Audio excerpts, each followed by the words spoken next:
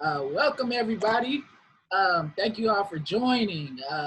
My name is Darcel Edwards. I am the founder and CEO of Blink Social. Blink Social is a social networking company that brings Black millennials together through physical and digital spaces. Today we're having a panel called Through Our Lens. Through Our Lens is a panel to celebrate Juneteenth. Juneteenth is the Black Independence Day for those of you who do not know. And we're going to be taking this discussion kind of about the history of racism in the United States. So I have a great group of panelists here today. We're going to start off with Professor Armour. All I ask for the audience that you please mute yourself, and then at the end we'll have a question and answer section where you'll be able to ask any questions about the current discussion. So once again, thank you all for joining. We're going to get started now. I'm going to pass it to Professor Armour. He's going to give his introduction, and we're going to introduce all of them. All right, thanks very much. It's a real honor and pleasure to be addressing folks today on this Juneteenth celebration discussion. You know, Juneteenth is our Independence Day, our 4th of July. People like Thomas Jefferson and George Washington, when they were singing those, you know, lyric words in the Declaration of Independence, they didn't cover us. People like me were chattel slaves for people like Thomas Jefferson and George Washington. So it's not until we get to Juneteenth that I get to really think and start to think and talk about liberty and equality and democracy. I'm a USC professor of law, Roy P. Crocker, professor of law at USC, where I've been teaching for over 20 years. My specialty is critical race studies. And my first book was Negrophobia and Reasonable Racism, The Hidden Cost of Being Black in America. My forthcoming book on August 18th, it drops. You can pre-order now, but it drops on August 18th, and it's about the book we're going to be talking about today. In part, it uses Michelle Alexander's The New Jim Crow as a foil. The title of my book is, trigger warning for those who are delicate when it comes to transgressive words, nigger theory, race, language, unequal justice, and the law. And I use that blood-soaked epithet advisedly. I know that it is a word that's caused a lot of pain and suffering to Black people throughout the years. And I also know, though, that in the hands of artists like Tupac, Nas, Cube, Hov, Kendrick Lamar, even people like you know, Dave Chappelle, used with reticence and care, it can also suture the places where blood flows. So we'll get into all that more. I'm really hyped about, just psyched to hear from the panelists. We all had a chance to introduce ourselves a little beforehand. I really want you to meet them now. And I'm going to listen and learn more today than talk myself. So I'm going to turn it over to them to introduce themselves to you. Hello, everybody. My name is Jeremy Horne. I'm a third-year doctoral student at the University of Texas at Austin. I'm getting my degree in education policy and planning with a concentration in African diaspora studies. I also do some community engagement work with the University of Texas Center for Community Engagement. I'm doing some work around education policy, environmental policy, and different things that Black and Brown communities face here in Austin, Texas. Yeah, my background before that was in psychology in Howard University, and so my research really combines the two. And I do some things around manifestations of racial trauma in educational spaces. So I pass it on to the next person.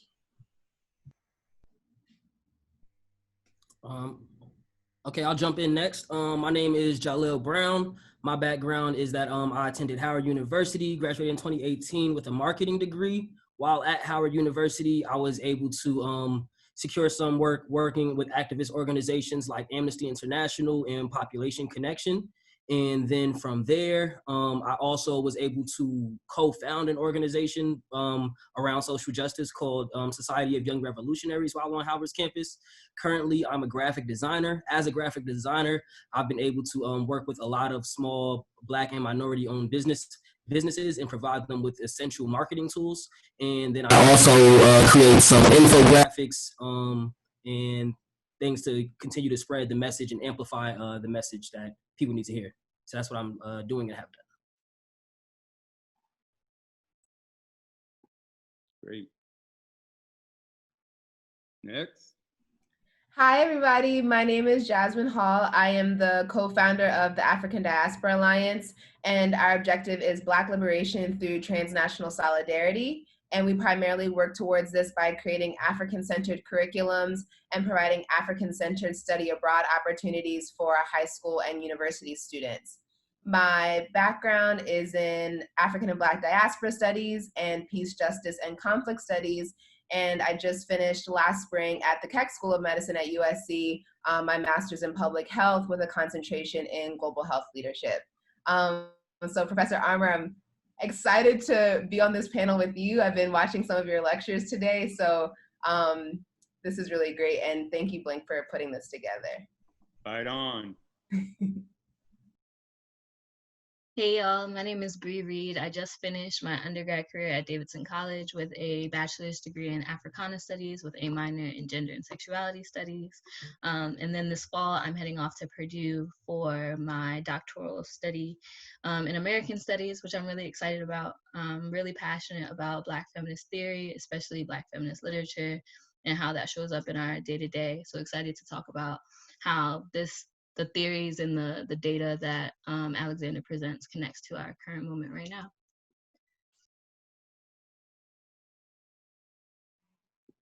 Hi everyone, my name is Kayla. I'm so excited to be here. I am the CMO of Blink Social, so I won't go into Blink again because that's already been stated. But in addition to that, I'm the founder of the Nectar Institute of Sustained Mental Wellness. And my goal essentially is to bring mental health education and resources to marginalized, specifically Black communities. The goal is essentially suicide prevention. So I also have been doing some work with ADA so that when schools get started again, I can get in the classroom with them and bring some of that education to the students that they work with, specifically in Baltimore. What else did I want to say? My BA is in African and Black diaspora studies. And then my master's is in critical ethnic studies, which is, I tell people, sort of a mix of like history and philosophy, sort of an extension of the African and Black diaspora, but more sort of like theorizing about the history learned. And yeah, I think that's it. Great. I think that's everyone, right? So let's launch in. Michelle Alexander's book, The New Jim Crow, has been the Bible of a movement, really. It was published in 2010, and I can remember writing my book my first book, Negrophobia and Reasonable Racism, in 1997. And in those days, nobody wanted to hear about it. I would go to NAACP conferences and I'd be the one person they'd invite to talk about mass incarceration. But for the most part, the civil rights agenda that everyone was zeroing in on back in the 90s and aughts were issues like affirmative action, housing discrimination, and they really weren't trying to hear too much about criminal justice reform. They really weren't. And in fact, many people in the Black community were denigrating Black criminals and trying to distinguish and distance themselves from them as much as possible. One of the reasons my book is titled Nigga Theory is Chris Rock launched his comedic career with a famous routine in '97 called Bring the Pain, in which he goes back and forth in front of an all-Black audience and says, it's like a civil war going on in Black America, and there's two sides. There's Black people and there's niggas, and niggas have got to go. I love Black people, but I hate niggas. Boy, I wish they'd let me join the Ku Klux Klan. Shit, I do a drive-by from here to Brooklyn. And he goes on like that for over half an hour, and his core definition of a so-called N-word is a Black criminal, right? Because that's how people were talking about Black criminals in the 90s. Hillary Clinton wasn't the first one to talk about super predators, Black young super predators. There were a lot of Black folks talking that way in the 90s, right? And into the aughts. So Michelle Alexander's book started helping us to think about, whoa, wait a minute, some of these people caught up in mass incarceration, these so-called N-words, by the way, up to 90% of the young Black males in some of these inner city neighborhoods who are going to wind up in jail, on probation, on parole at some point in their lives, we're saying they're N-words. We're playing that kind of distinguish and distance game within our own community. You know, preposterous, but that's where we were at one time until her book came and helped to us to see mass incarceration as a social justice issue akin to Jim Crow, a form of social oppression, not just bad people making bad choices, right? So that's a little bit of the framework, and I can get into, we'll get into some more some more detail there, but let me ask the first question from our question list and let people weigh in. What reasons would you have for deciding that the increase in the rate of incarceration reflects racism? Why is it racism, right? That was Chris Rock's point. It's not racism, these are just bad people making bad choices. Where's the racism?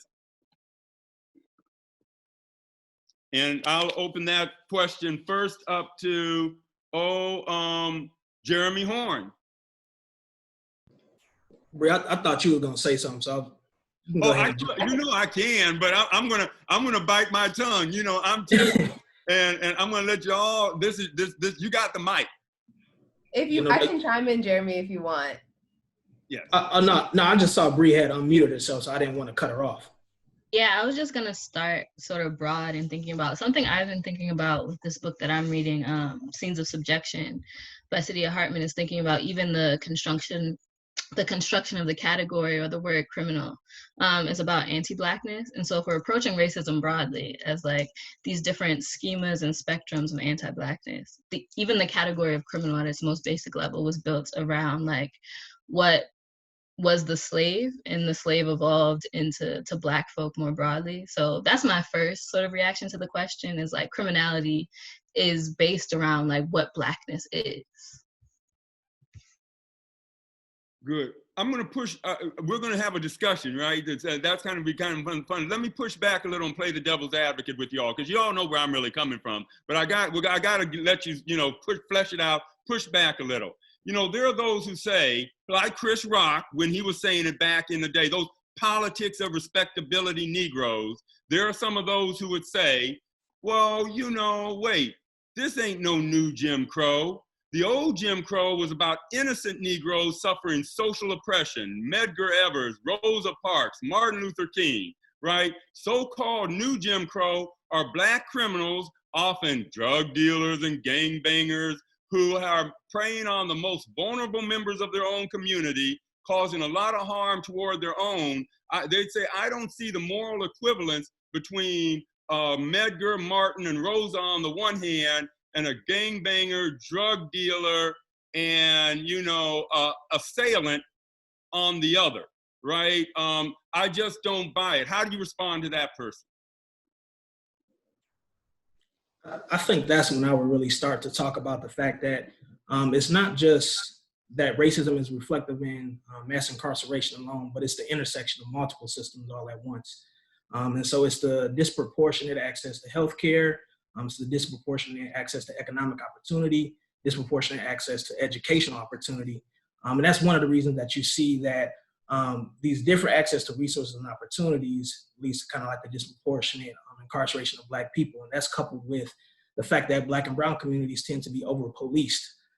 So it's kind of like the merging of these different structures and different systems all at the same time. So I think you can't really talk about it just from the perspective of it being mass incarceration as this singular thing, but with the convergence of multiple different things. And then I'd also like to, go ahead, you good. Are you sure? Mm-hmm. Okay. I was just gonna say, I would also add that just from a very like basic point, when we talk about the concept of criminalization, which is very different than a criminal, you can make anything subject to criminalization. And so when we think about illegalities that's separated, just to your point, from playing devil's advocate, things that were illegal, that things people were fighting for that were wrong, we think about things today and it's like, are the things that people are doing, should those be illegal? Just because something's illegal, does that make it wrong?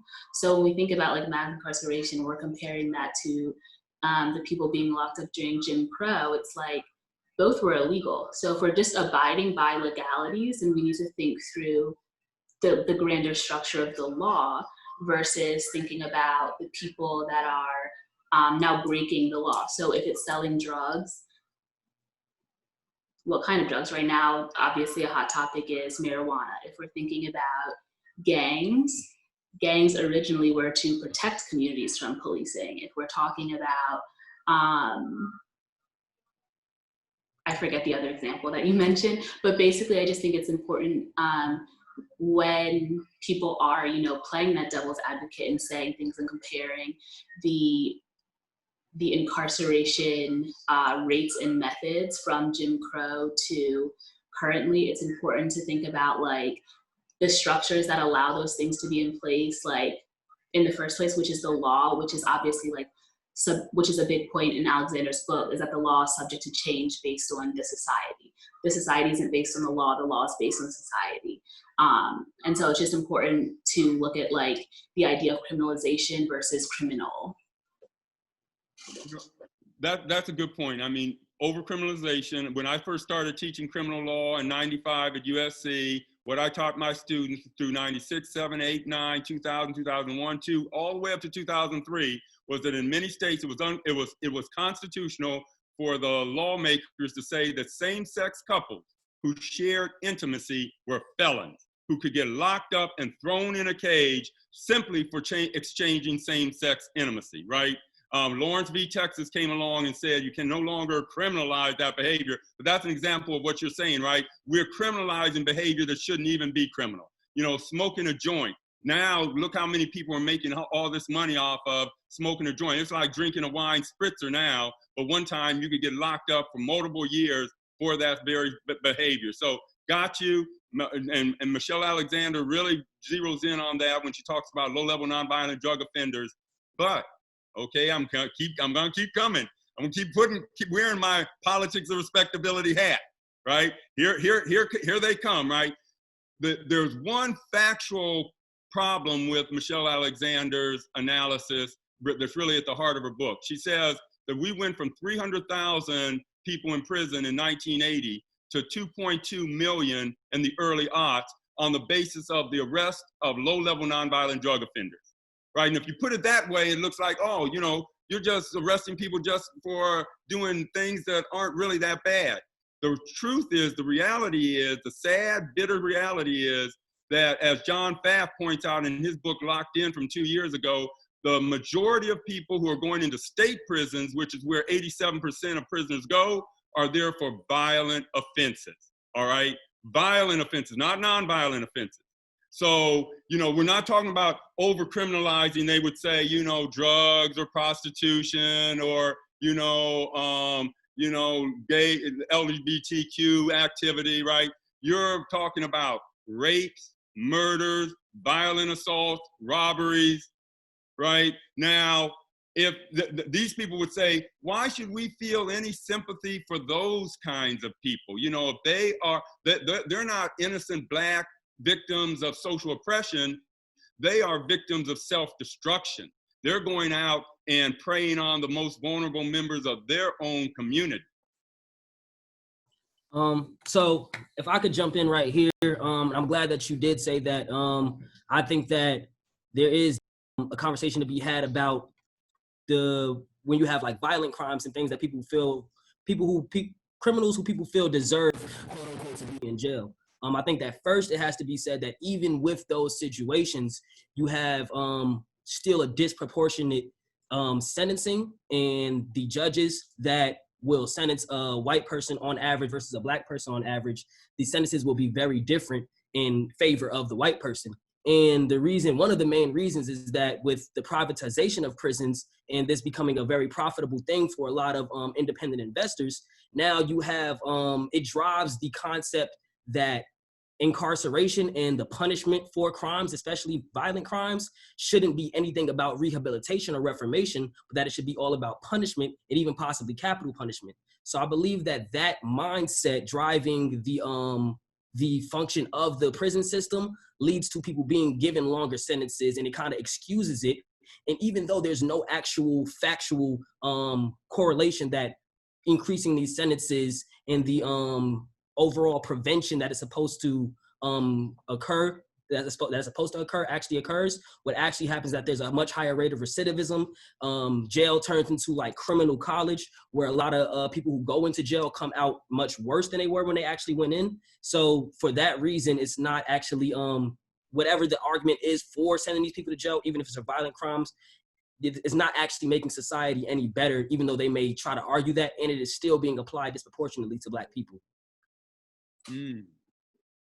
I think what you're saying, Angela Davis talks about in her book, where she basically points out the fact that just what you said in the beginning, we really don't care if we feel like these are violent offenders and violent criminals. We don't care what happens to them. So like having them behind this like wall, this veil provides us with this false sense of safety. So if we think like, oh, we've convicted this person for rape or murder, we're suddenly safe. So we really don't care about rehabilitation because it's not about that. It's literally about providing us, just like when you go in your house at night and you lock your doors as though people can't like break into that house. It's about like your space and people not having access to that space, especially when you feel like they don't deserve it, especially if you think that they're violent. I also just want to kind of maybe zoom us out a little bit and remind us that the United States, or what we're referring to as the United States, is a settler colonial nation. And so when we think about the idea of rape, violence, drugs, genocide, all things that we see folks being punished for today within the prison industrial complex, that is the very foundation for how this land became under the current occupation that it is today. And so the mechanisms that are used to acquire control of the nation state must continuously be implemented in every facet of society to maintain the current nation state. So if rape, violence, drugs, genocide were all tactics that were used to acquire the United States, those things every single day are still permeating every facet of society. And then as the individual is interfacing with the institutions that are impacting their lives, we see that when their environments are being destroyed, their behavior subsequently becomes destructive. And all of this is a reflection of the very foundation of how the nation was created. Let me ask this. How many people here would characterize yourself as a prison abolitionist? The idea that we should abolish all prisons, right? Versus, you know, perhaps some might take a more intermediate approach and say we should cut way back, but not necessarily abolish every prison right now. But I see a lot of folks are on with the abolition approach. Let me ask you this then: the folks who are, you know, down with the abolition approach to our current prison system, no prison for any crime. Okay, so would that mean that you are against prison or jail time for the officer who leaned on George Floyd's neck until he gasped his last breath? That officer should not suffer any penal consequences for what he did? Is that what we're saying? Yeah. I think, yeah, I mean, I think the way that we, honestly, I think that this conversation always baffles me, because I think that when people say that they're not prison abolitionists, all it is they lack imagination. I think because we haven't seen it, we say that, well, where would they go? But like, that doesn't mean that it can't happen. I think when we talk about abolishing prisons, we're talking about the way that we understand our whole government system and like the criminal system and prisons to work right now.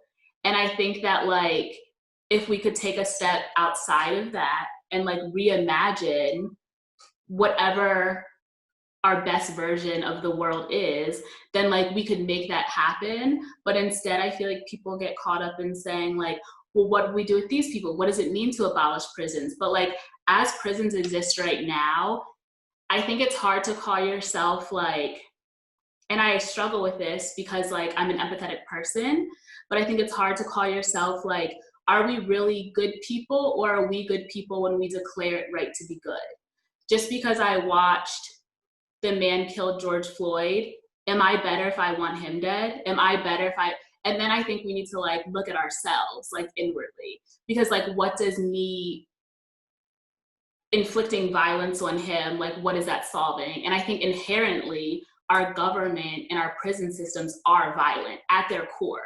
And so I think like a prison abolitionist isn't like an absent-minded person that's like, oh, like let's just get rid of these. But I think at their core, prison abolitionists are like the most humane people of our society. They're people that realize, yes, there are people that do these bad things, and yes, we must imagine a better way as a society to deal with them.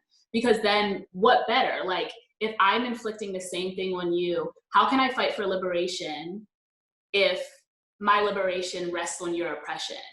I can't. And so I can't call myself an activist, or I can't call myself saying that I'm fighting for liberation if that depends on some people being oppressed under that liberation. And then I also think that another really important point, and I agree with everything that you just said, Kayla. I think that another really important point is that the way that the U.S. prison system is set up is that in the 13th Amendment, it basically says that slavery is abolished except for when you commit a crime, and then you're basically sold back into slavery as a prisoner. So the way that we understand prison is through the lens of that, through basically slavery.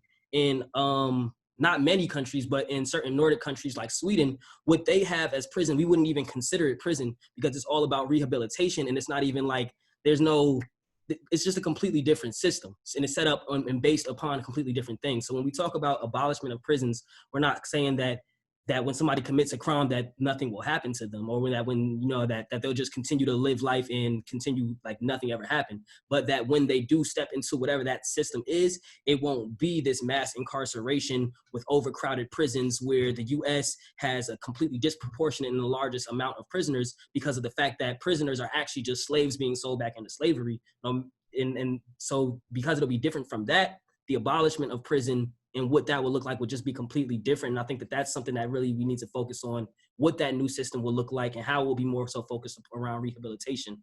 And then I think when people realize that, then the idea of sending somebody like, even somebody as terrible as the cop who murdered George Floyd, even sending somebody like that to a rehabilitative place would make more sense, because most likely one day that guy's going to get out of jail, unless he gets like a life or death sentence. Most likely he's going to get out of jail one day. If when he gets out of jail, he's still the same person or worse, what have we really done for society? Okay, so good. So I hear you're saying incapacitation. You are okay with incapacitation. I wasn't sure I was hearing you saying that we should necessarily incapacitate them. Incapacitate in the means of like, you mean like death or? Yeah, no, just get them off the street. In other words, what gave rise to the Black Lives Matter hashtag in the first place was Trayvon Martin's killer, George Zimmerman, getting acquitted by the jury. And it seemed that the Black Lives Matter founders were very upset that George Zimmerman wasn't going to prison, right? That was the point of the hashtag. This guy is not going to be reckoned. He's not going to have to reckon with the wrong he did to that 17-year-old boy that just went to get some Skittles and Arizona iced tea, right? And then the hashtags that followed that: Walter Scott, shot in the back; Philando Castile, Sandra Bland. A lot people seem to be saying accountability, accountability, accountability, and it seemed that they were saying, and the reason I'm pushing this is I've heard Melina Abdullah, who is I consider one of the most brilliant people out here and talking about a lot of Black Lives Matter issues, right? Here in LA, one of the most prominent organizers has said, I'm an abolitionist, but I want the person who killed George Floyd to be incapacitated. I want him to have to suffer some kind of consequence for what he did, or otherwise other police are going to think I can do anything I want anytime without any consequence at all. At least if some people start seeing there's some consequence then it might have some deterrent effect. And the same when it comes to rapists. Should we say to rapists, well, you raped 10 people, but let's just have a restorative justice conversation about that and hope that you come around? Or do we try to incapacitate them? So I'm just putting it out there because, I think these are the conversations we're going to have with the community with our own Black community that was one time so supportive of penal policies that locked a lot of us up, right? When we're having these tough conversations with them, what do you say? And I hear some good remarks so far. I just want to keep exploring it. I want to jump in and connect sort of Kayla's point and Jasmine's point, which I think is so powerful that Jasmine reminded us that we are in a settler colonial state upon like Turtle Island, right? Like this is indigenous land. And thinking about that in the context of restorative justice. So I'm a prison abolitionist who believes that we can approach restorative justice for people and then transformative justice for communities. We can restore people, right? And I don't believe in incarcerating killer cops either, because as Kayla said with imagination, I can't imagine a future where if any sort of carceral buildings, institutions exist, that poor Black folk won't be in them. I can't conceive of it because history has never laid out to me that the community in which I am a part of on all sides, in all points of my compound and marginalization will be protected if those are standing. And so imagination works here as we look at the way that Black radicals in the past have shown us ways to imagine futures where the nation state is not the determinant of harm and healing. And so when we address that, we have to think about who is the healing for. And even beyond George Floyd and thinking about his death, I'm thinking about Breonna Taylor, namely, because I think George Floyd's killers have been charged or something to that effect, but Breonna Taylor's are not. And that's an ongoing conversation on social media, like arrest the cops who killed Breonna Taylor. And a friend sent me a petition and I had to reply to him and be like, I don't believe in incarcerating any cops, so I can't sign this, but I support whatever work you're doing around your own ongoing political education, right? Because for me, I need to think about if we go to Breonna Taylor's family and community and talk to them and gave them different ways of imagining a future where they can be held up by community, a different way that we can support them, would incarceration still be the outcome they wish for? Or would it be, we need ongoing therapy, we need somebody to help us take care and fulfill the needs and the role that Breonna played in our life? And I think doing that work of imagining, as Kayla said, helps us break down the things that we think incarceration and the other forms of policing and surveillance beyond the physical police departments do for us. I just want to jump in and offer two points. I think that it's very intentional that, let me rephrase it. We can have the ability to assess a situation or assess an institution, review the data, review the historical facts of it, and come to a conclusion that this is not working or that this is doing more harm than good within this context of the prison industrial complex or prisons, and say, I am a prison abolitionist. And I don't think that in order to be a prison abolitionist also means at the exact same time that you declare yourself a prison abolitionist, you have to also come to the table with a 5-point plan on what the alternatives are. And I think the danger is that we end up having the conversation in silos. And so the folks who have been able to make the conclusion for themselves that they are prison abolitionists are then the 5 people at the table who are trying to come up with the alternatives if and when prisons are abolished.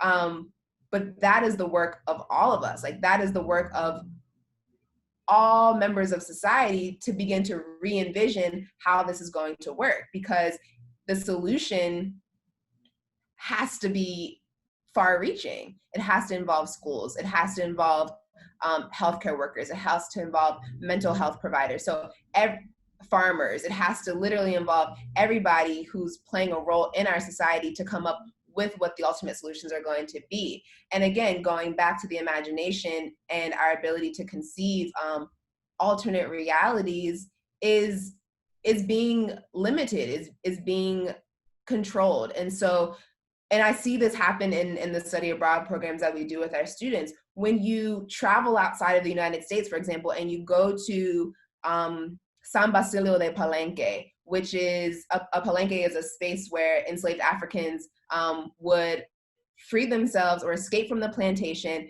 and create spaces for themselves to live freely. And most of these free communities or palenques were transient. So they would maybe stay in one place for a while and then have to move to another place because they're constantly on the run. But San Basilio de Palenque still exists today, and thousands of African people are living in Colombia, and very much in a very much autonomous and sovereign way. And so when you go to Palenque and you see, wait a minute, the police of Cartagena or the Colombian police are not allowed to come into your space, it becomes real in that moment. It's in that exact moment that my reality is now one that can actually conceive a world where the police are not being called or where the state is not the one intervening on my behalf. And because I'm living in community with the people that I'm sharing space with, we have been able to self-determine the ways in which we will police ourselves. We have been able to self-determine how we will deal with people who are in violation of what we say cannot be violated. I just want to say really quickly, just to touch on something that Jasmine said about, one, yes, like the imagination, and also I think especially as, and I will use I statements, I'll speak for myself, I think especially as like an academic who like places a lot of value on like the privilege that I had like being in these spaces to like engage with this information. When you interact with people, like Jasmine said, and you have these conversations and they become like very siloed conversations where it's, if I don't have an immediate like fact or stat or number, then it's okay for you to like shut down that conversation. And like when we speak about sort of like, right now we're speaking about abolition. So when we speak about things like this, it's okay, I feel like, to have these conversations and imagine things. And I think that's something that as a society, we need to sort of get better at like saying out loud. We're having even this, like this panel, this is all of us coming together to just imagine the possibilities. And I think that's so important because oftentimes, especially I think when Black people are like put on the spotlight about like the history and like what's going, it's about demanding answers. And if you don't have an answer right then it's like, well, that's not gonna work. And so like, I don't think, like Jasmine said, it's not about one person being able in this one-on-one conversation, me be able to answer all of your follow-up questions about like why prison abolition like isn't the answer or won't work. It's a step for us to be even like, to encourage people to like literally have the capacity to imagine these things working. Because like, we're not even at step one and we're expecting answers and results, but we haven't even convinced everyone that like they are literally capable of imagining a world outside of what's in front of their lens. And yeah, just I hear you, and I especially am concerned about us who are in this conversation, who had the privileges you're talking about of education, that have had opportunities to sit back and reflect on things rather than, really just try to scratch out an existence in a casino economy that leaves a lot of people on the margins, hungry and deprived a lot of times. We've had a lot of privileges to sit back and sort things out a little bit more and try to come up with answers that people will look to us, our community members will look to us and say, okay, well, you've been spared, the can't see in the morning to can't see at night work schedule that the rest of us have. Now, hopefully you are thinking about these things hard and you're coming up with some answers that you can share with us and bring back to us that bread, and we can be fed from the bread of your learning, thinking, sorting out tough conversations, uncomfortable conversations. You can kind of bring it back home to us. And so I'm glad that, you all are in that position now. and are starting to sort a lot of that out. What role does the media play in our attitudes? You know, I was thinking the other day, I don't know that I've watched, if I've looked at 100 movies on television, I'm talking about shows like Law and Order, you know, the 35-year franchise, one of the most popular franchises on TV. There's the same plot line, not only in Law and Order, just about every movie I've seen. If you think about it, here's the plot. Somebody's wrong, and then they get their comeuppance. Somebody gets payback, revenge, right? There's a revenge narrative that's driving what, you know, from Lion King, you know, from the time you can start to even think about narratives, right on up to just about every movie you can think of. Star Wars, you know, you mentioned it. Matrix, you mentioned the movie, and you don't, and tell me where there's not a revenge plot, you know, where people's retributive urges aren't being stirred and inflamed and fed. You know, is the entertainment we consume helping to limit our imagination? Is that part of the imagination deficit and problem, that all we watch when we turn on the TV or go to the movies are, you know, revenge narratives, you know, where we don't have restorative justice, reconciliation, you know, kinds of narratives and models that we can even look at? What role does the media play in our thinking and feeling about these issues? I would say it's funny that you bring up movies. The most basic example, I remember, I don't know if any of you guys remember the movie Spirit about horses. I distinctly remember my mom going to take us to see that movie in theaters, and I kept wondering, like, are they gonna talk at all? Like, is that about to, because that's what we're used to. So like, just even as a kid, it literally felt like, why would my mom bring me to see this movie? It's animation, so they must talk. Like, I'm waiting for that, and if they didn't, it felt like a fail. Like, the movie was like, this is dumb, because that's what I was used to. I think that the themes of, sorry, Brye, were you about to talk? I was just you have a point, and then I'm gonna go on an Avatar, The Last Airbender rant, and come back. Okay. So I was gonna say that the themes of retribution and punishment and things like that we see in the media, just the media itself definitely has a great influence on the things that we believe and that we see. And I think that I could point it out in current society, but I think it would be more easy to point it out in a historical sense.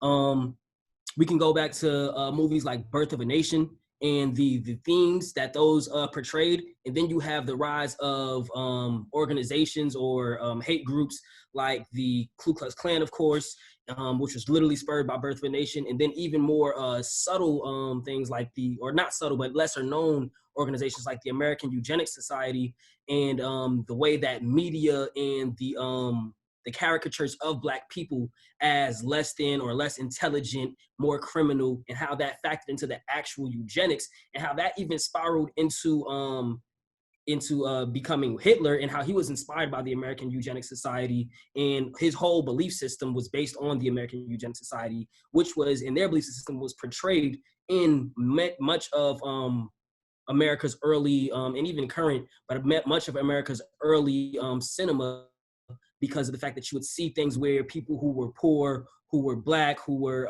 uneducated, who were uneducated or mentally challenged would have much harder storylines, and it seemed like they would deserve it, and they would even often be the antagonist of the script. So I think that the things that we see in the media and the overlying themes and underlying things as well definitely have a huge impact on our society, way more than we even give credit for, actually. Definitely think about that in larger films, but I'm also thinking about to Professor Armour's point about like propaganda shows, right? And how they're always on television in multiple facets, like not just your Law and Orders and things that come on, like is that NBC, I think, but thinking about how like the whole like USA network is like NCIS, like Quantico, like these very military industrial complex shows. And that even goes into Marvel movies. Like, why is Captain America a part of the military industrial complex? And how do we begin to break that down for children? Especially when you think about like Batman is the most like glaring example to me, because his superpower is like he has the money to get surveillance equipment to combat criminals, when he really should just be in some intense therapy to think about and handle and work through the death of his parents. So that's on one side, thinking about like propaganda shows and Marvel movies, even though I am a comic book stan. But a show I love that I think is an example of restorative justice practices that I hope people are watching with the young folk in their life is Avatar: The Last Airbender. And I love this show for that, and the ways that it works through, like, you can have very like, it takes nature and community and talks about indigeneity and all of these things through the lens of like these like 20-30-minute episodes with Aang trying to figure out who he is. And I'm not going to spoil the ending, which is really like a really big restorative, transformative justice moment, but it teaches us how to handle conflicts in ways that aren't debilitating. It's not about disposability. It's not about decay. And thinking about how if we invest in consuming that media and call for the end of like shows that feed the military industrial complex, like Cops just got canceled, which is like, yay. So how can we in the media we consume show networks, show film companies that we are no longer invested in the prison industrial complex in television and film? Nice. Anyone else before I go on to the next question? I'll briefly add, a lot of the work that we do with the African Diaspora Alliance takes place in Cuba. And so within even just the last year or 2 years, we were in conversation with some psychology students from University of Havana, and they were able to see already how the increase in domestic violence has been increasing, and just overall violent crimes have been increasing, specifically within Havana, as a result of increased accessibility to the internet and television. And so just reminding us that when we really think about all of the facets that are informing the nation or that are trying to inform the culture, there is nothing arbitrary about it. The programming that we see on TV is very intentional. And so I think that the case of Cuba is most illuminating, because we're seeing how in such a short period of time and such a dramatically increased accessibility to TV shows that are coming from the US and from other parts of the diaspora, including South America, violence is already on the rise as a result of exposure to these violent programmings. And then go ahead, Kayla. I was just gonna say, a lot of the work that I've been focusing on in the last 2 months, through like Nectar and thinking about like mental health work, is trauma and how Black Americans, Black youth specifically, deal with this trauma that people don't talk about because people don't know how to articulate and name, because a lot of it is generational, but a lot of it is coming just from what everyone's been talking about, the actual visuals. I remember being in undergraduate classes and the teacher would just turn on a video of a Black person being beat or murdered, and then would be like surprised or shocked when like the Black people in the room were visibly upset, but then expected to still sit through like a 3-hour lecture and discuss like this event that had just occurred. And we don't talk about like the ways that we are so indoctrinated with seeing Black bodies being violated that it's okay to show them in like academic spaces. It's okay to just like put that on the news. It's okay to just throw that on the internet, and like constantly seeing these images over and over and over again. One is desensitizing, but I think in the next like 10 years specifically, with this like surplus of visuals that we're constantly seeing, I mean, we've already seen a spike in like depression and anxiety, but I think specifically in Black people, we're gonna see a spike in I think, a specific type of anxiety that literally comes from watching somebody that looks like you being killed. I think in Dave Chappelle's new thing, I don't know if anyone watched it, he spoke about the people in the street are doing this work. They don't need me to speak for them.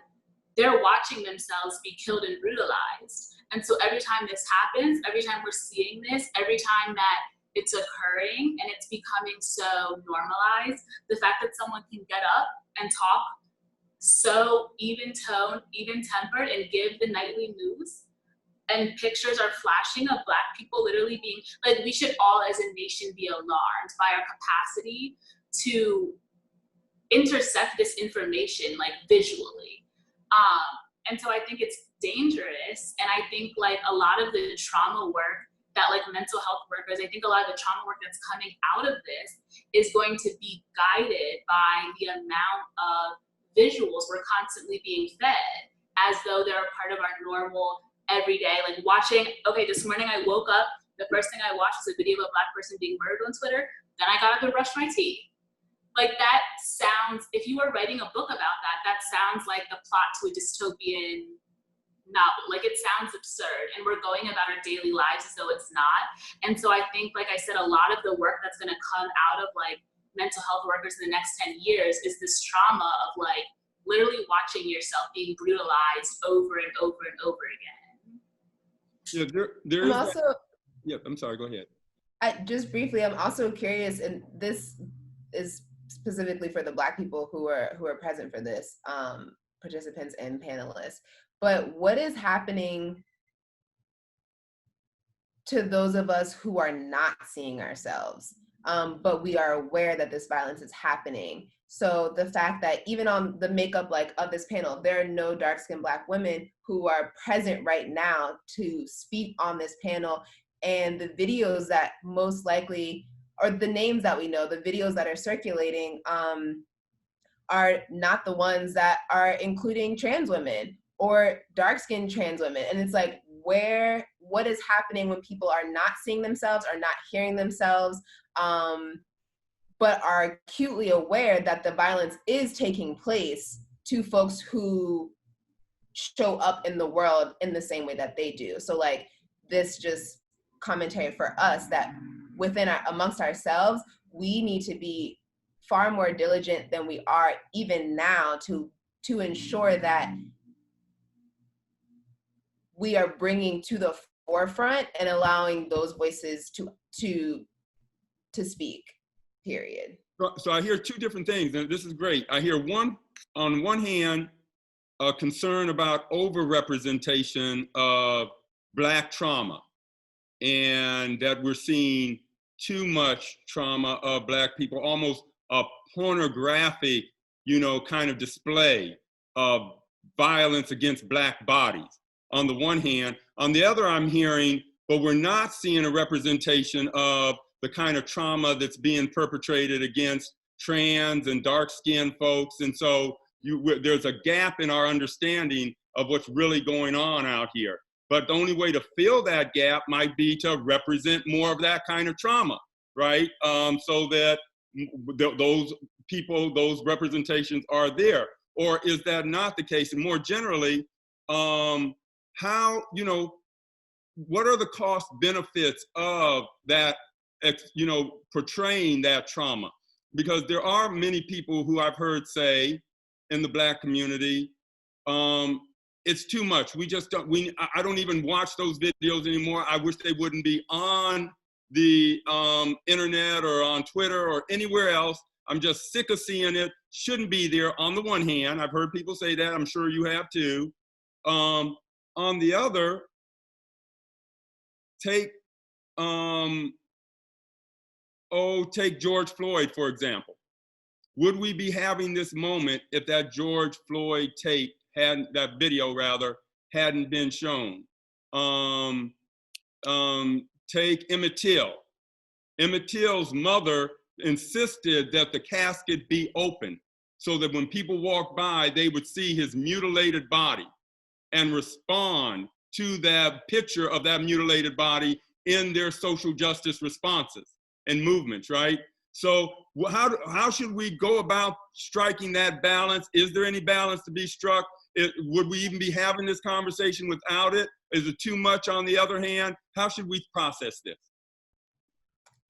I think it would, and this could be applied to other aspects of our conversation as well, but really distinguishing between like crime as something that's being constructed and then weaponized and operationalized for the destruction of Black communities and Black people versus harm. So even in our solutions, I think that they should all be reducing harm. So if we know that consuming these images is causing harm, we have to figure out another way. Ultimately, really asking ourselves, what do we need to see to believe one another? Exactly. How much do I need you to prove your humanity to me in order to finally say, you know what, okay, that was a violation of your humanity, and kind of reassessing our foundational assumptions of what we even are looking for to evaluate the full humanity of an individual. Because I think if we were able, if there wasn't so much violence already taking place, which is every day actively stripping us of the ability to be deemed fully human, if that violence is something that's at play, how can we be reducing this violence and be able to really engage with one another as a community to say, I don't need to see your murder 1,000 times or you come close to death 1,000 times to believe that you died or that you were on your way to death. And the rest is up to us essentially. How are we going to respond whether someone calls me and says, hey, the cops killed this person. I know because her mama just called me crying and told me, and that alone is enough for me to move and do something about it? Or am I going to ask for proof about whether I lived or died? I think also it's about renegotiating again our imagination. I think it's sad that the reason that videos like George Floyd, we need them for movements, obviously. It mobilized a great many people. So wait a minute, I want to hear that again. So you're saying we do need them? I'm saying that it's unfortunate that we're mobilized by only our inner selfishness. People care because it looks like them. You should care whether it looks like you or not. You should care whether that could happen. You know, when people are like, oh, it could be your mom, it could be your dad. It doesn't matter. It shouldn't have to be your mom or your dad or your child. If we are truly claiming, again, back to like being a humanitarian and caring about the global welfare of all people, then our concern, our care should not be measured by people's proximity to us. My concern for you as a human shouldn't be measured by your proximity to my bloodline. I should care whether you're my mom or whether you're a stranger in the street. So just like Jasmine said, how many times do we have to watch things to believe them or to be able to empathize with them? I should be able to know that somebody got killed, and that should be enough to turn me into wanting to do something about it without having to say, that could be my mother, that could be my brother, that could be my dad. It should just be enough to say, a stranger got killed and now we need to mobilize. You know, one of the sets of studies I've come across in writing my book is a series of studies on what happens with our brains on race. Here's your brain on race. And when I first started writing about unconscious bias, we didn't have brain imaging studies. We didn't have fMRIs. Now you can see the brain, different parts of it in operation while perception is happening. And there's a set of remarkable studies out there now that have, for example, let's say that you have a white person who's looking at another white person drinking a cup of water. What they call mirror neurons start to fire, and you start to simulate in your own brain what you're observing. You go through the motions in your brain of drinking a water too, even though you don't lift your hand or anything. Your mirror neurons fire. They're the basic building blocks of empathy and sympathy. These mirror neurons. What they found though is that when, say, a white person is looking at a black person drink a cup of water, their mirror neurons don't fire. There's no blood going to the mirror neurons. The basic building blocks of empathy aren't being activated, right? And it's just a jaw-dropping set of studies and explains so much, right? You can look at something like what happened after Hurricane Katrina, when it slammed New Orleans, and the 9th Ward, you had all these black people standing on these rooftops with water literally up to their necks. And 1 day goes by, 2 days go by, 3 days go by, no help from FEMA. 4 days in, you have Sean Penn rowing up there, handing out fresh water in his own rowboat because FEMA still couldn't get its act together with the water coming up to their neck, right? Compare that response to the response to 9/11 when those planes ran into those buildings. There was a panic of empathy. People just got help to those people. There was no delay. There was no talk about red tape or bureaucratic impediments. They just helped because there was a panic of empathy.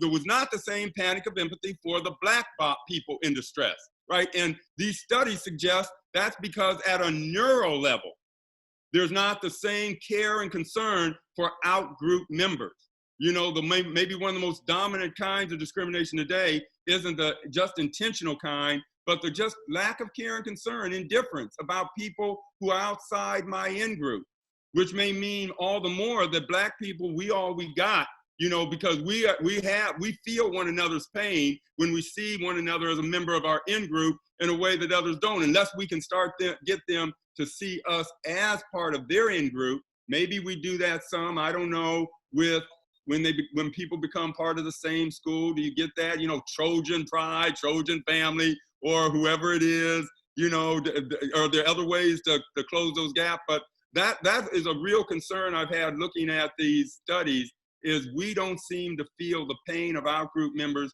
which really puts us in a tight spot. Have you run across any other examples that you've seen out here of just people not seeming to care as much about Black pain and suffering as about the pain and suffering of non-Blacks, and in that way, Black lives not mattering? I think something I want to zoom out, to borrow Jasmine's term, is thinking about where does empathy fail us? And even on the neurological level, like you presented a study where empathy neurologically fails us because the synapses don't fire. In the book I referenced in the chat that I have right here, Scenes of Subjection, begins with Dr. Hartman even talking about how the same arguments were brought during chattel slavery, right? There were white abolitionists who were like, I had a vision and I saw myself and my wife and my child getting whipped, and then I understood. But that whole argument is rooted in the fact that even in all their doing good and their virtue signaling of being an abolitionist, they couldn't imagine Black people feeling pain for the sake that Black people were already feeling pain. They had to embody the image of the slave, the pain of the slave, and make themselves the slave in order for it to translate. So I think empathy fails us in the sense of like the videos and the violent traumas facing Black folk that we see, which are largely like cis Black folk being brutalized by police even, don't get to the everyday traumas and harms that are familiar, right? Like having to perform niceness, having to accept what we call microaggressions, having to deal with a familiar type of violence every day under anti-Blackness and white supremacy that isn't recorded unless you get into like the videos of like white folk not letting Black people into their apartments and stuff like that, right? But thinking about how we all endure a certain level of violence that we usually don't even name because it's not physical. And how even within the quote unquote Black community, we perpetuate violence against each other all the time. Like poor folk, queer folk, trans folk, people that we don't deem as deserving of life don't get our support on a level of the Black community, right? So I think we also need to zone out and like, what does empathy do for us? Does it do anything? Does it stop us from being harmed? Where has it gotten us? And why do we only mobilize around the violent killings of cis Black folk, cis het Black men to be particular? And thinking about, there's mobilization, then there's organizing that should go in tandem with each other. Like, you should have systems and structures in place with organizations, with communities to support the mobilization work. And how can we start that in the moments of the familiar? How can we start that when students at Baltimore City College High School don't have heat, and then the second floor of their school building gets flooded and nobody pays attention to it because it's a school full of Black kids, right? So how do we address those violences before we even get to the level of, like, we have to see violence to know it and to empathize with it? The definitions of violence itself. When you walk through Skid Row, how many of you are in LA or been through LA? Nobody here? You walk, we have the largest homelessness encampment in the nation, right here in LA, in Skid Row. And you see families and all other kinds of people in there. It's the fiercest expression, I would call it the fiercest expression of structural violence in America. But we don't call it violence. And if you look at the faces of those people in Skid Row, 75%, I just had to put this in an article and had a pinpoint cited. 75% of those faces are Black, not people of color faces. 75% of those faces are Black faces, right? But we don't call it violence, like you say. And many of us walk right by those people and turn the other way. Many of us Black people, as well as brown, Asian, Latino people, right? So how we define violence, I like your point there. Anyone else want to weigh in? I was just gonna say, I think this reiterates back to a point made earlier in the conversation tonight, just about state formation and how we are a colonial state. So when we talk about violence and, you know, like earlier we were talking about enslavement, rape, those are all things that were done on this land. And yet when, you know, we're able to make violence a subjective concept, it's a very fluid concept, which I think is like very dangerous, obviously, because this is what happens. You just described Skid Row. You can look into the faces of what you deem one of the largest like proofs of violence in the nation. And history books will tell you that like one of the largest perpetuations of violence is, I don't know, like the genocide of Native Americans when white people came here. And so I think like, but like, we don't talk about the genocide of Black women's bodies. And so I think like the way that we both conceptualize and define violence changes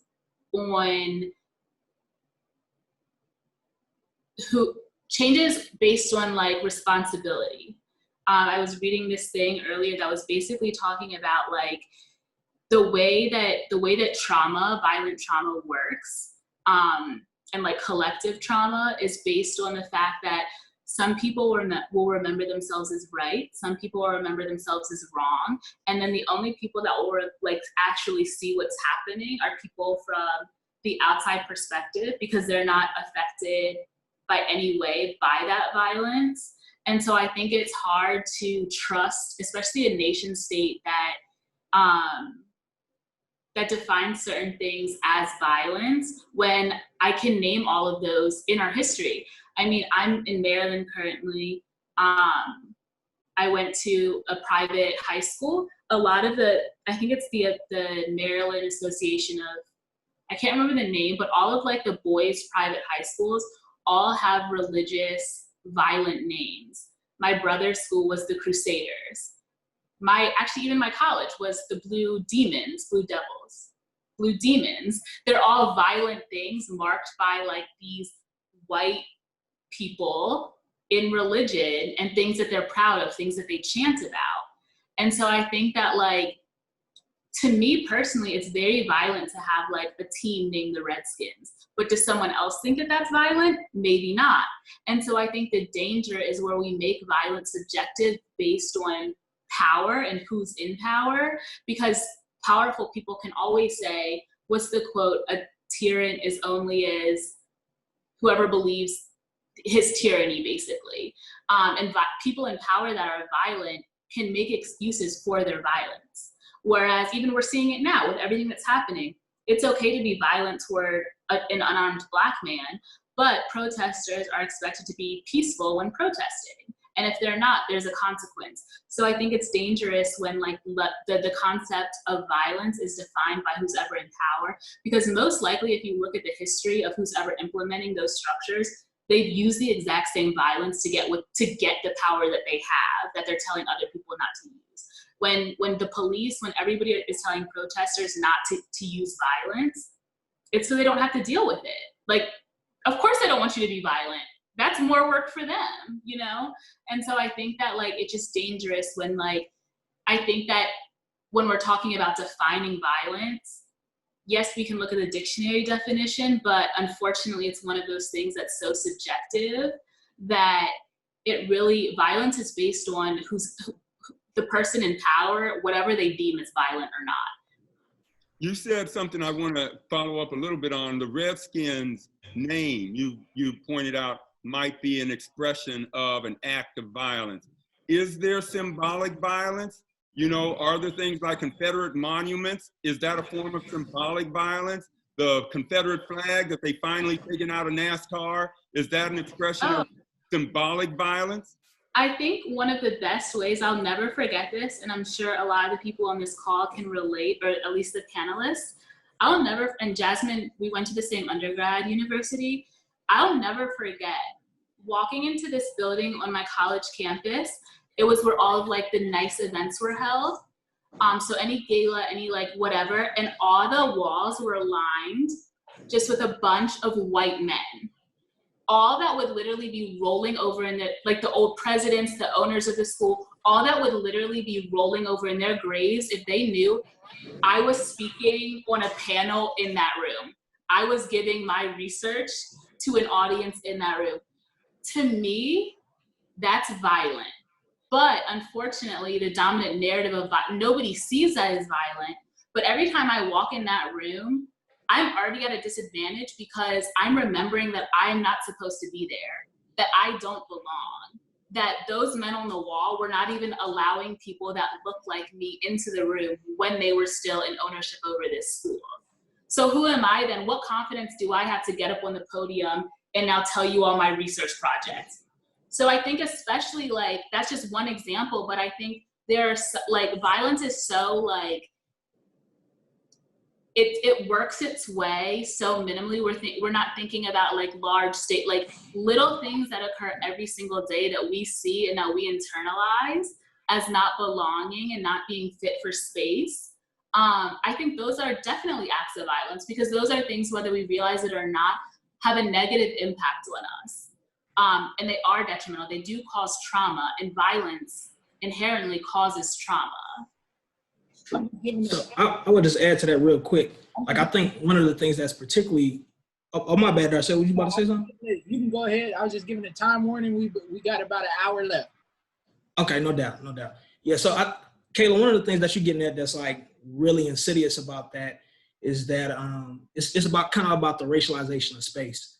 And the thing about that is it's not just these physical markers, or it's not just like these physical acts, but it's just really like the emotional and affective feel of the space. So it's like the culture, it's the norms, it's just when you walk into the room, the feel that you get from that space. And I think one of the things that make that particularly insidious is the fact that we live in this kind of Western thought where you have to prove something, you have to prove something. It has to be calculable, it has to be measurable. You have to show evidence that this is harmful to people, which goes back to the conversation we were having earlier about constantly having to visualize Black death. And we don't value lived experiences. We don't value storytelling. We don't value people just telling us that this has happened to me and this is a harm to me in the same way that we do objective statistics.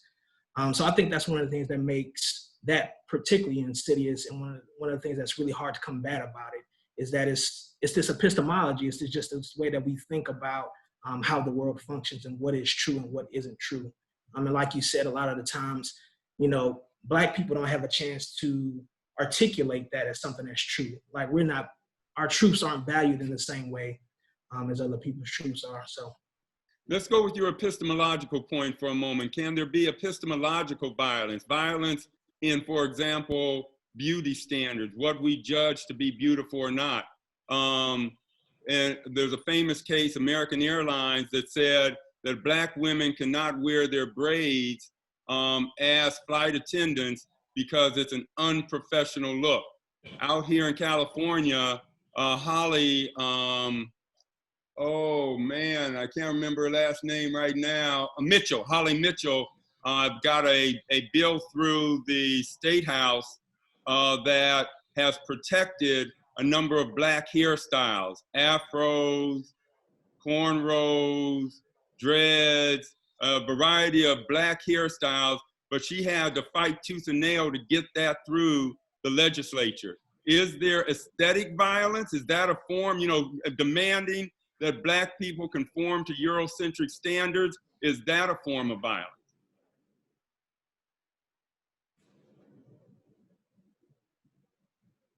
Was you asking me specifically or? Anyone? Yes.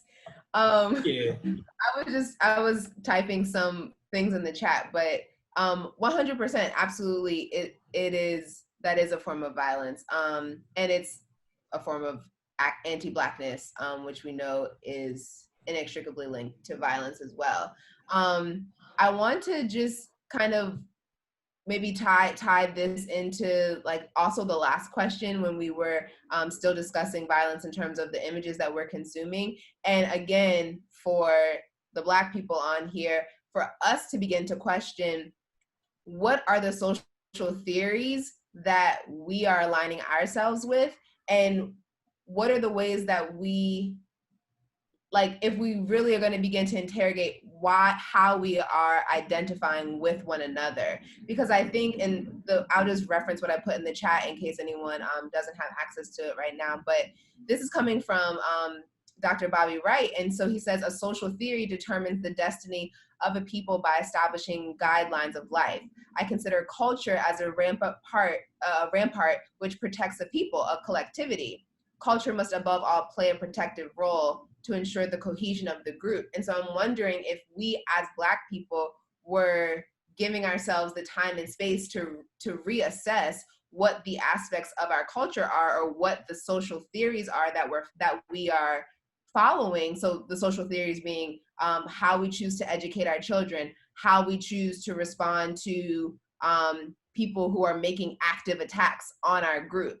All of these things that would make up our collective, or that would make up our nation, if you will, or an African civilization that we self-determine for ourselves. How could that power move us out of a space where the repetition of these videos is now the only way where we're being mobilized? So I think we really have to begin to ask ourselves, are we really serious about creating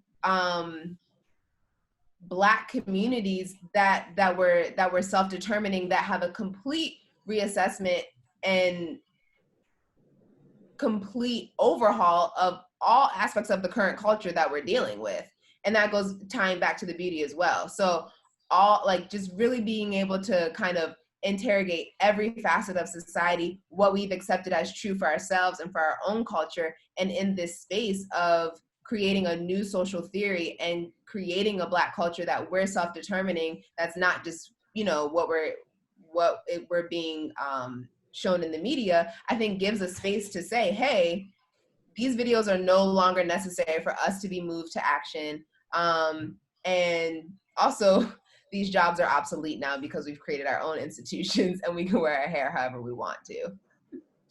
So one of the things that I've really been kind of reckoning with lately is just how do we even start to think about Black collectivity, and how rigid that sometimes can be when we talk about Black collectivity, in the sense that we tend to define Blackness on terms of Black male heteronormativity. And we don't tend to include different sexualities, different gender identities, et cetera, in those conversations. So even just kind of hearing you talk about our culture and like the collectivity, I think we really have to go back to the basis and think about how we're talking about and thinking about Blackness in general in more expansive ways. And so even just our discussion today, when we're talking about law and order, criminality, and things like that, what we tend to think of as radical tends to be defined on masculine terms. So for it to be radical, it has to be acted outward. It has to be physical. It has to be directed at somebody. But something that's a very feminist practice is like politics of care and having discussions around mental health, having discussions around rehabilitation and restorative justice are very feminist practices. So it's like when we talking about our culture, Black collectivity, I just think it's important that we also recognize like some of the bias that even just like a general kind of talking about Blackness is kind of, founded on some of these very male heteronormative kind of ways of thinking and ways of knowing. Yeah, and I think that's unfortunate, because if we do our due diligence to really see, okay, what's really informing what we do consider Blackness, or what it means to be African or African descendant, we see that all of these things are present from day one. When we look at original forms of African spirituality, even, it is queer. Like there within Ifá, if we look to within these spiritual traditions, all up and throughout the Orishas, we see gender nonconformity, no gender binaries at all, and all of these things that are like kind of that you raise are also indigenous. Like Blackness, I would make the argument that Blackness is at the beginning of it, and everything there is Blackness, and it is queer, and it is radical in its origin. And so really it's also ever expanding. So it's like, as we go back, it's still part of this cycle that we're already in. But I think some of these things have been lost. But I think they're present for us to also pull from, but we have to be intentional about it.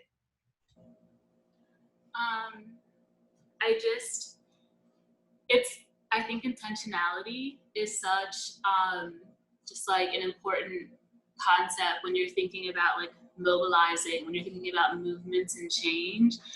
And my question that I'm always constantly going over in my head about intentionality is basically like, we're talking about like coming together and being intentional about the decisions that we make to decide what do we want to see. What are the answers? We talked about earlier, prison abolition. What does that look like? Is there a space where we can come together and like talk about what that means? And I think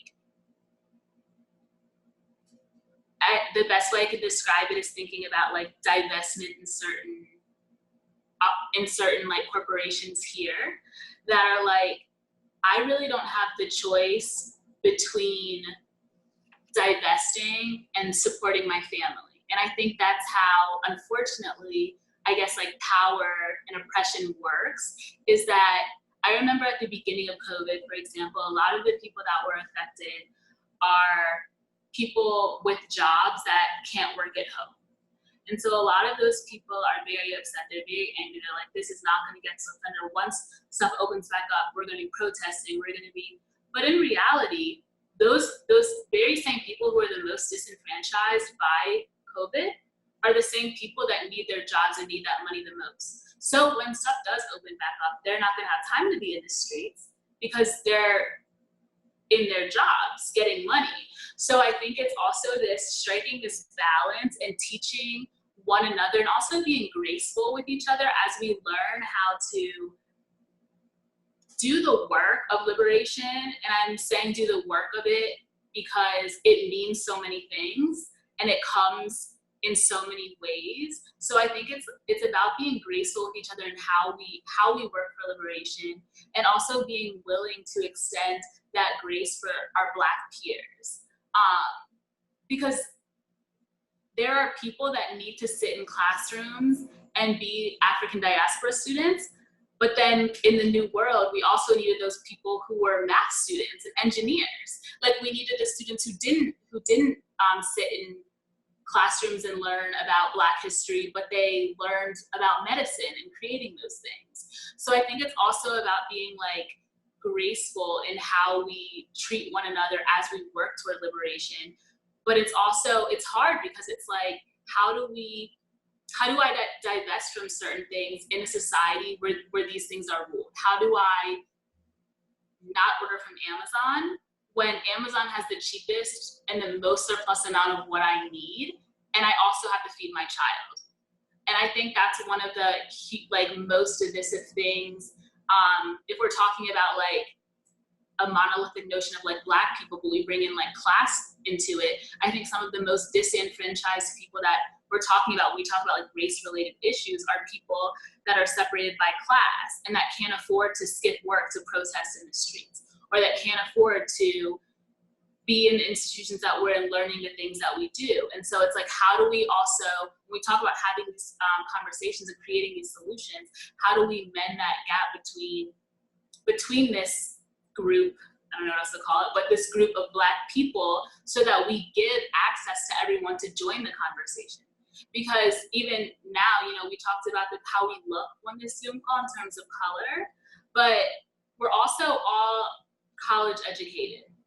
We also have internet access. Like we're sitting in here, Darcel just said hour left and we were all like, bet, cool, because like the conversation was going well.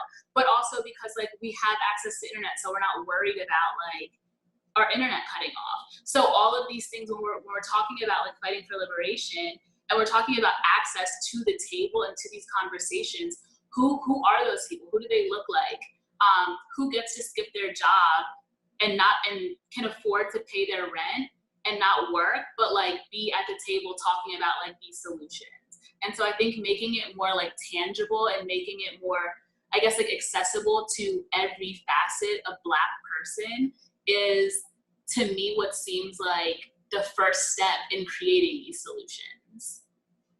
I'm going to go back to the script for a moment here and ask a few questions that were on, that you got a little earlier, just to make sure we cover a couple other bases too. This has been great so far, but let me also ask you about voting. One of the questions here is, do you believe voting can change the system? I remember over the last couple of weeks, the mayor of Atlanta and a lot of other Black politicians and Black leaders saying, you know, you shouldn't be doing all that, you know, violent protesting or, you know, overly aggressive protesting. What you need to be doing is organizing to vote and casting ballots, and, you know, and that should be how you channel your energies.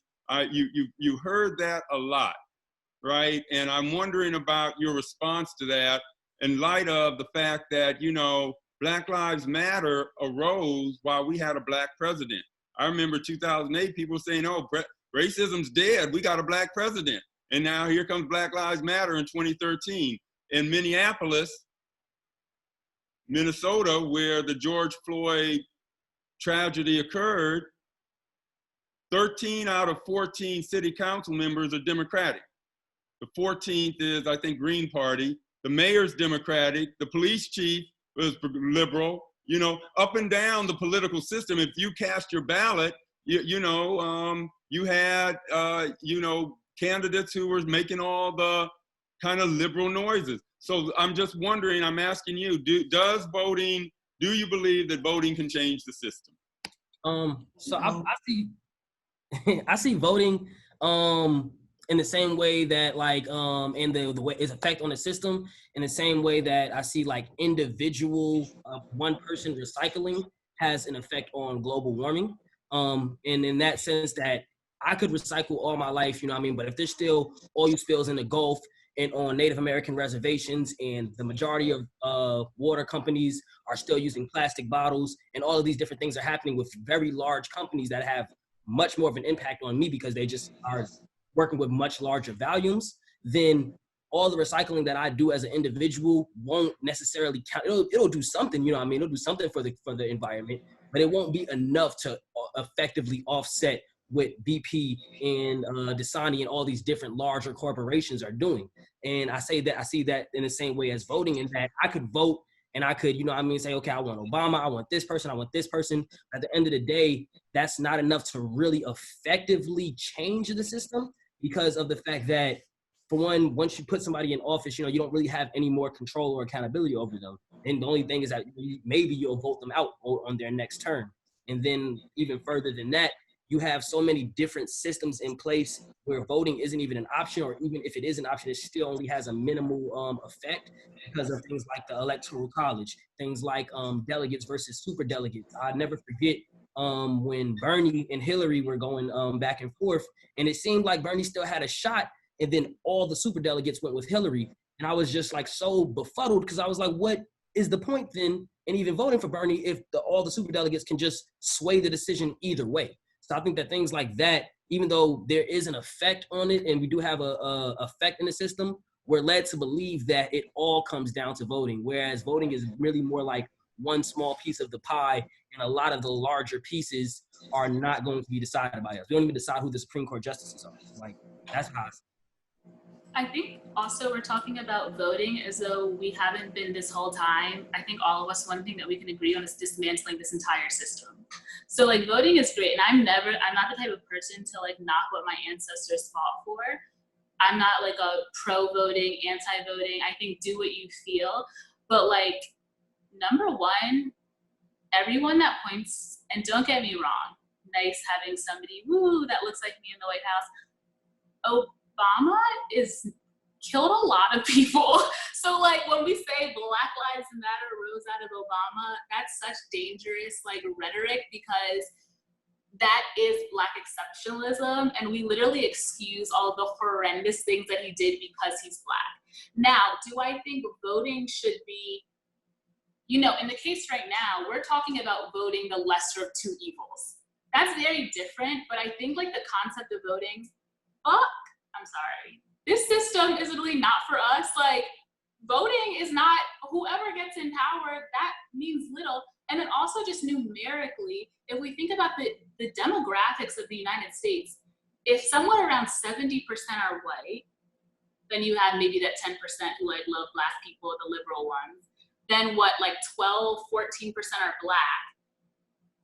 No matter how many times we vote over and over and over, we talk about the Black vote, numerically, that doesn't even make sense. Like, how can this many people vote against this many people and it's equal? Like, just numerically, it doesn't make sense. So when we talk about like the Black vote, it's not a competitor to the amount of white people in this country. But then also when we talk about like politics in general, we're literally debating against a system that needs to be like completely dismantled in totality. I don't care if Obama was reelected. He has to go. But that's my fault for literally being so marginalized that I don't get to see Black people in power ever, that like when he gets elected, I'm cheering, I'm excited, I'm ready. That itself is a reflection of the system. Why am I don't, there are so many Black people in this country that literally refuse to look into all of the horrendous things that Obama did or excuse them because he's Black. All because literally we're just so grateful to have someone that looks like us in that position. That, to go back to what is violence, that is violence. It is so violent to have to literally cheer for someone that is so violent, but that's our only option. This last election, or this upcoming election, the primaries, and then when we'll vote for like the presidency, it is so violent that people literally have to vote for Joe Biden just because they hate Trump. That is literally violence. The fact that we're only voting the lesser of two evils, that is the definition of violence. And like, never mind, somebody else can go. Let me stay with that for a second. You know, I'm out here in California. When Obama was elected, we were talking about Michelle Alexander's, the new Jim Crow, the criminal justice system. Let's go back there for a second. You would think that by certainly 2010, it was abundantly clear that the Black community was being ravaged by the criminal justice system and the over-incarceration of Black folk, and that was perhaps, Michelle Alexander said, it is the #1 civil rights issue of our time. That's what she says in the new Jim Crow, right? It is the civil rights issue of our time. You would think that given that the Obama administration would have said, well, we need to do something about ratcheting down racialized mass incarceration and not encouraging it. Instead, in 2010, he sent out Eric Holder here to California to fight against a proposition to legalize marijuana, even though the Black community was bearing the brunt of marijuana arrest and incarceration, right? And so, what real positive impact did having Obama in office do to address one of the key issues that is affecting the Black community when he's sending his attorney general out here to pursue regressive policy? So, on the one hand, you can say that, but I got to come with the other hand. But on the one hand, I absolutely hear you, and man, few people I've been more upset with and disappointed with than Obama on the one hand. On the other, again, what we're talking about, mass incarceration, racialized mass incarceration, what we've discovered is that the prosecutor is the linchpin. The prosecutor has been wielding the power, right? John Pfaff shows in his book, Locked In, that the way you get racialized mass incarceration is in 1980, you had roughly 1 out of 3 people that were coming before the prosecutor being charged with felonies. By the time you get to the mid-90s, 2 out of 3 people that prosecutors prosecute are being charged with felonies. You just do the math on that, and you suddenly see the prison population explode. The prosecutor's office has an enormous amount of power in determining what incarceration is going to look like. And I've had Larry Krasner out here a couple times to address my class. He was elected the head DA of Philadelphia, with a public defender background, defense and public defender, never prosecuted a case in his life. He got 75% of the people of Philadelphia to elect him on the following platform that he's followed up on: end cash bail, address police misconduct, and end racialized mass incarceration. That was his platform, folks, right? He had people getting out, grassroots people, Black Lives Matter, another going door to door. Chesa Boudin up in San Francisco, another public defender.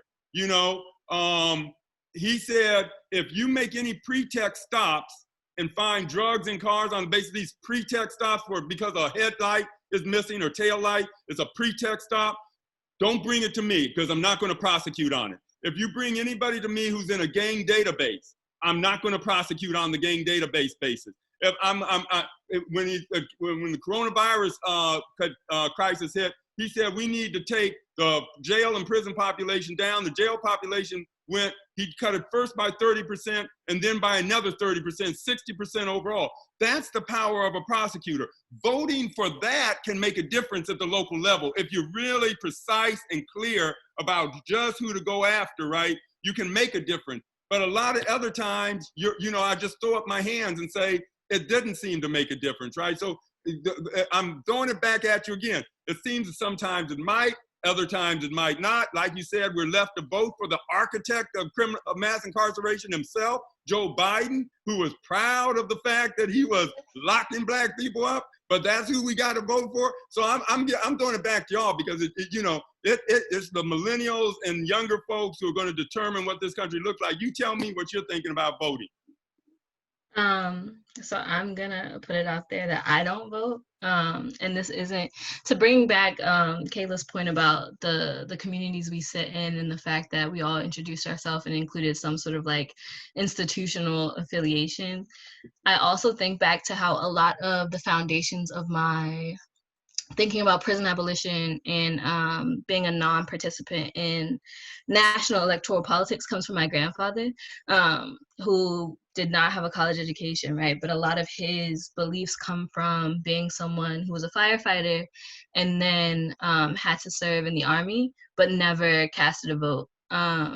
because through all of that, he saw that his material conditions did not change beyond the benefits that he received of like healthcare from being a part of the fire department. But being enlisted in the Army really gave him no material benefits when he came home from being like a person forced to participate in the military industrial complex. So addressing how like education around things like prison abolition and voting don't have to be situated within the academy for them to be applied and brought up in conversation with different folks. And then to the question about electoral politics on the local level, I still believe in local elections, but I also think that a lot of local elections have to be untethered from the cult of celebrity that communities have. And I'm thinking about Baltimore in particular, but this can also be applied to Atlanta and Chicago, because I'm thinking of, is it a panel on CNN tonight or something where like all of those Black women mayors are talking about like looting and all these other things, like Lori Lightfoot, Keisha Lance Bottoms, all of them are getting on television to like chastise Black folk in their majority Black cities. And thinking about how much name recognition is tied to the cult of celebrity that impacts communities. Like even thinking of the Baltimore mayoral race and how Sheila Dixon was like in the lead for a number of days because she had served as mayor previously, right? And thinking about how like name recognition is another way that we can think about political education and pushing folks in our communities to go beyond like cults of celebrity that get people elected and get these campaigns going. Because I remember being like 10 years old when Obama was elected and being on my grandmother's floor making signs, right? Because like she's all gung-ho because everybody in church has like the Obama and Michelle pins on, they have like the church fans, right? And so thinking about as we build new communities and new institutions, how do we address the sort of learned behaviors that persist in communities that sustain inequality and inequity? And that also relates to a conversation I think we're gonna have about like the major like orgs in the Black community that have notoriety. Like how does the NAACP, and being tethered to like voting as the way to liberation, how do they sustain that violence?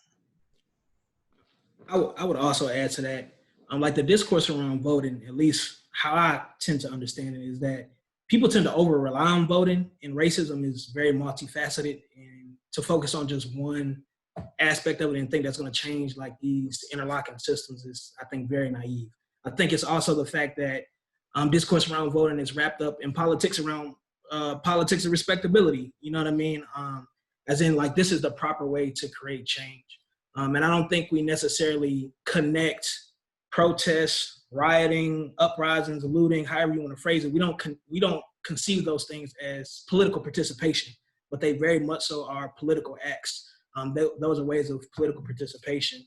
And so, yeah, man, like, you can't be going around, canceling folk because they don't vote. You know what I mean? I think that's just a very narrow way to approach liberation. Allies for a moment. Another one of the questions is, what about non-Black allies? How should non-Black allies participate in the movement? All right, for Black lives, what is their role? What should their role be? Do we need more than allies? Do we need accomplices? What is the difference? All of that. What's your response to that? I think, go ahead. Go ahead. I'll go after you. Okay, well, I would say that the role of an ally is always, first, there's a couple roles, a couple things that you need to do. First, I think that it's always, you should always start with listening. I think that while I was working in some like professional activist spaces, one of the things that was always talked about, and there was a lot of white people in these spaces, one of the things that was talked about as they would go into, different rooms and things, that they didn't want to take, they didn't want to violate a safe space. So in order to do that, you have to, when you come in, you can't come in looking to voice your opinion and speak over anybody. You got to start with just listening. And then as you listen, you start to realize and hear the things that, you can do. For non-Black people who want to be allies, one of the most common things, or one of the most brave, I guess, in a way, things that we've seen is when white people will, kind of stand on the front line of a protest or something like that, because they know that cops treat them differently than they treat Black people. So things like that, you know what I mean, come from when you're actually listening and paying attention to Black people, and you see how, you know, how the cops treat Black people, and you hear them say that, well, they don't treat you the same. Then the white person says, oh, well, if all this is true, then I can stand on that front line. I can drive front seat in the car. And I remember like in 2015 in Baltimore, there were white people who would drive front seat in the car during the after curfew, because they knew that car wouldn't get pulled over, simply because it was a white person in the driver's seat versus a Black person in the driver's seat. So I think that when you listen and you listen for those opportunities, if you start there, then you get to see a lot of those opportunities to be a good ally. But it really starts with listening.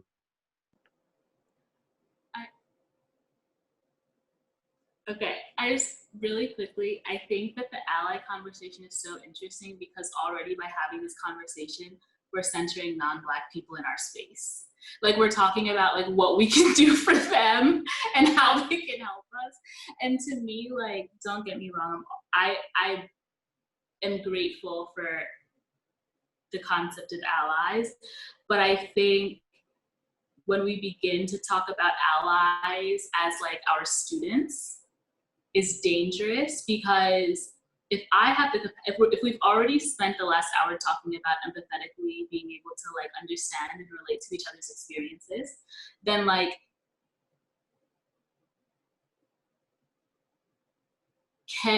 it's a hard line between like you demonstrating your allyship, yes, like being in the front lines, using your physical body.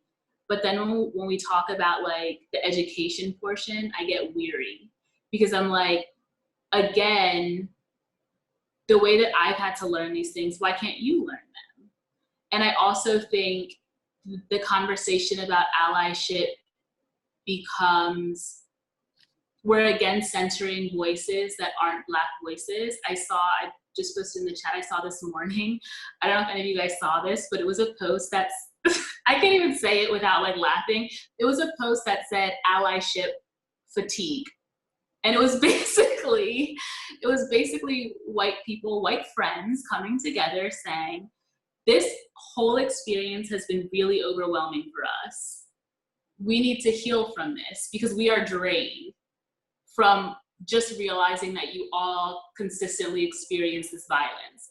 And so I think like the concept of ally is just like very dangerous. Like the fact that we need to like label someone standing up for somebody's basic human rights, like just do the right thing. I feel like just like do the thing that makes sense. Like when we're talking about like protesting, like putting your bodies on the line, or like in Baltimore, like when white people are, that makes sense. Like just logically, like when we're thinking about how violence is enacted on people, that makes sense. So like just do it. But then when we have this conversation about like allyship, and now it's like this whole community and it's this whole thing, which we talked about epistemology earlier, everything becomes a thing. So I get that. But when we make it into a thing, we're now centering this idea that's distracting from like the main point of you needing to say that you're an ally. I'm still over here fighting for my liberation.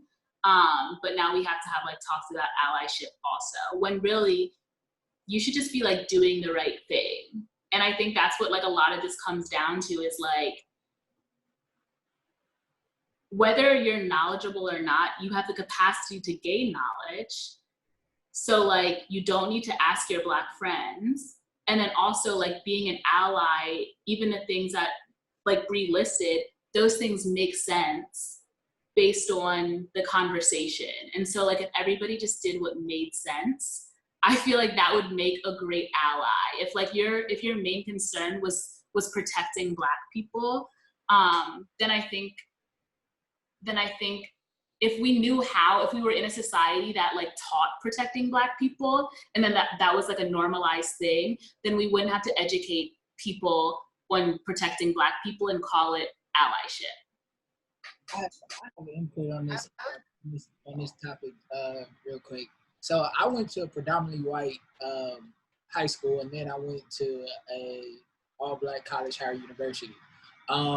So Kayla, what you were talking about with like people feeling they can just go out here and learn these things themselves. They can pick up a book and pick up Google. But one thing that I see is why would they be willing to do that without any guidance? Because a lot of these individuals are in comfortable spaces. They have been learning this one way of life for their whole life. So, but I think that's the problem with, like, especially I went to a white private school as well. I think that's the problem when we talk about like the literary canon. The fact that like learning Black things is different, that already is a problem. I was talking to someone the other day and we were just talking like classic like Black films, and I was like, I can't believe you haven't seen this. I can't believe you and they were like, where would I have seen this? Like, who would have shown me? And I was like, did you not watch movies in your house?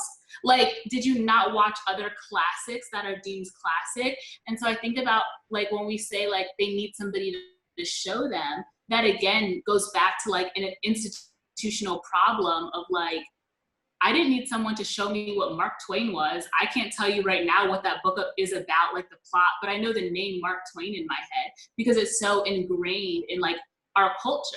And so I think that like, if these things were taught as a normal part of like our schooling, then we wouldn't need someone to show them because they would be natural. Like, think about the first time you watched like Friday, or you watched, nobody sat down and said, I'm about to show you this Black film. Like, you just watched a movie. And like, that is a radical idea to someone outside of Black culture because they feel like, well, who would have shown me this book? Who would have told me to read Bell Hooks if nobody showed me? Who would have showed me Boys in the Hood if nobody showed me? The same people that showed you Harry Potter. So I think it's like, that's a larger problem, that the fact that like those things have to be pointed out shows that we're not centered, we're on the margins, and our experience only exists if we bring them to the center. So would it need to one last quick, and then I'll be back quiet. So would it need to go in like a curriculum of some sort for these white individuals to learn about these things, like from like an early age, or like how can we put it on them, basically? Wow. I'm gonna let Jasmine take this one about building curriculums. Also, tune in tomorrow for the building of an African diaspora nation, a blueprint for a virtual city, where we'll be getting into some of these in more detail. But I would just really briefly like to offer this. One, ally is also a verb. So people need to do actions if they want to be an ally. Two, more than I need white folks to be an ally to me and my agenda, because my agenda is different perhaps than from what their agenda should be, we need white people to be anti-white supremacists. That is more beneficial than you being an ally in my movement towards building an African diaspora nation. I don't really need your help to actively build this African diaspora nation in the same way that I might need Kayla right now. But the ways in which they can support me in ensuring that this nation comes to life, that it thrives, that it can engage in trade, maybe with your people too, is by you being anti-white supremacists and doing the anti-racist work with your people. We see that it is far more easier for white people to come into Black spaces, blend in, play an ally role, which is a pretty passive position most of the time as we're seeing it, than it is for them to go to their own fathers, their own mothers, their own neighbors and say, hey, here are the ways in which we are complicit, here are the ways in which we actively are funding, and here are the ways in which we are perpetuating these global systems of violence that are impacting Black people everywhere. And here are the ways that we can stop. Here is the massive amount of wealth we've accumulated, and here are the ways that I would like to redistribute it. Because ultimately it's going to come down to a transfer of power. And if the white people that we are in space with are not willing to relinquish their power, which is a challenging thing to do, like to really be ready to let go of that, then it's not allyship. And so at the end of the day, there's more work that can be done, I think, within themselves. And also, I would like to, let's just go ahead and say that white folks know more than I think we're giving them credit for right now. Like, they know so much that they were able to create a system that's seemingly impenetrable so that we would not know. The only way to prevent people from knowing is for you to yourself to possess the knowledge so much so that you can design a system to keep other people out. So white people know, like, they know exactly what's going on. They know exactly how it's being maintained. And if they try, they can also figure out how to dismantle it. A wall is just a wall and nothing more at all. It can be broken down. If they're willing to break it down, they will do that work. Just giving the time check, we got about 15 more minutes left. All right, another question that is about to be very topical is styles of protest. Is Colin Kaepernick kneeling during a time when people's eyes are riveted on football and entertainment?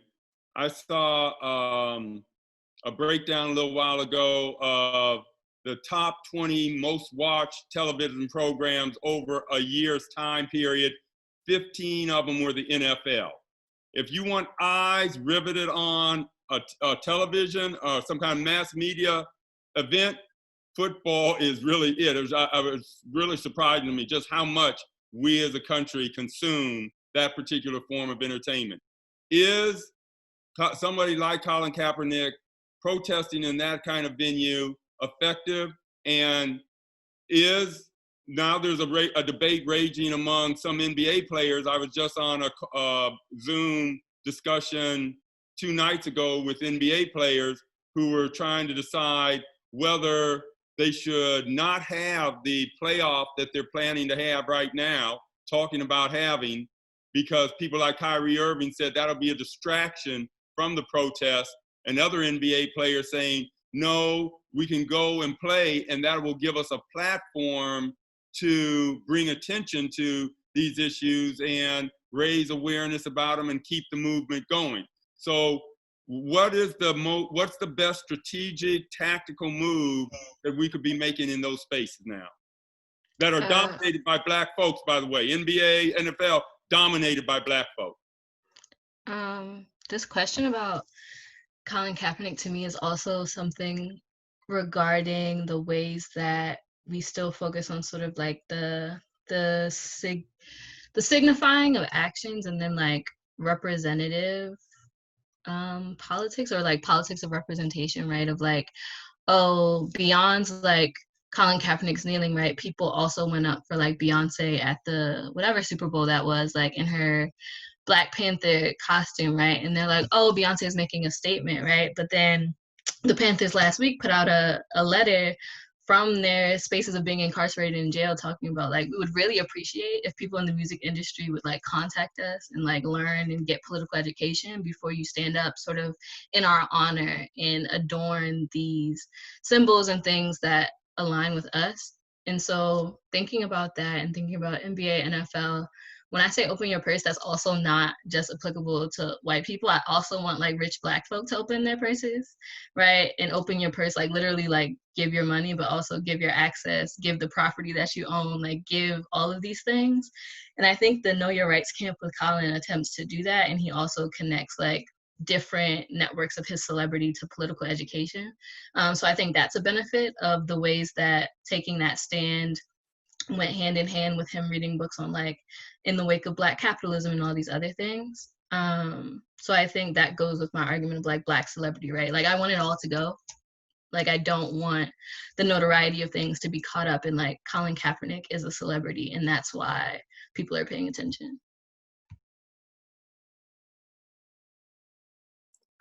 I think that the effect that what's the name with the NFL and things like kneeling during as a form of protest in the NFL games, and then as far as like what's happening with the NBA, you got things like Kyrie saying, oh, we could just start our own league. You know, you got even like you could even couple into the conversation LeVar Ball and his league and what he did with his sons. I think that it is dangerous, you know what I mean, to over sensationalize people into celebrities, and also we have to be aware of tokenism. We have to be aware of, you know what I mean, these gestures becoming the goal. Like a couple politicians just put on some kente cloth and took a kneel as just like a token, a symbol, but what did that do for anybody? They probably went and voted against, you know what I mean, on something against us right after that. So that doesn't really do anything for us. But with the NBA and the NFL, though, I do feel like, with all that said, I do still like that there are people in those leagues who are doing what they're doing, like Colin Kaepernick, like Kyrie, who are trying to, you know what I mean, shake things up and use their position to take a stand, because the NFL and the NBA are so large, and they're like kind of like children, for lack of a better word, is also so expansive, being like the college leagues, the high school leagues, the middle school leagues, the AAU leagues. The football and basketball dominates so much of the culture. So in that position, if you step up and take a stand, and, you know, you become the Kyrie that says, oh, I want to start my own league. You become the Colin Kaepernick that says, I don't care if you kick me out the league, I'm standing up for what I believe in. The influence and the ripple effect of that, I feel like, is really expansive, and it is really important. And I think that it does have a good effect, but we do have to be very careful that the token of change isn't the only thing that we get. We have to still make sure that we're driving the conversation and the movement around real change, and not just the token of it. While we're talking about sports, I want you to weigh right in. I just wanted to point out, while we're talking about sports, I had to flip the camera a little bit so you can see Ali behind me. You know, he lost the prime years of his life protesting the Vietnam War, saying, I'm not going to go over there and shoot some other brown people for the sake of imperialism and American capitalism. Tommy Lee, Juan Carlos, etc. But I'm sorry, go on. No, I was just going to say, I think we also need to be honest about, you know, money.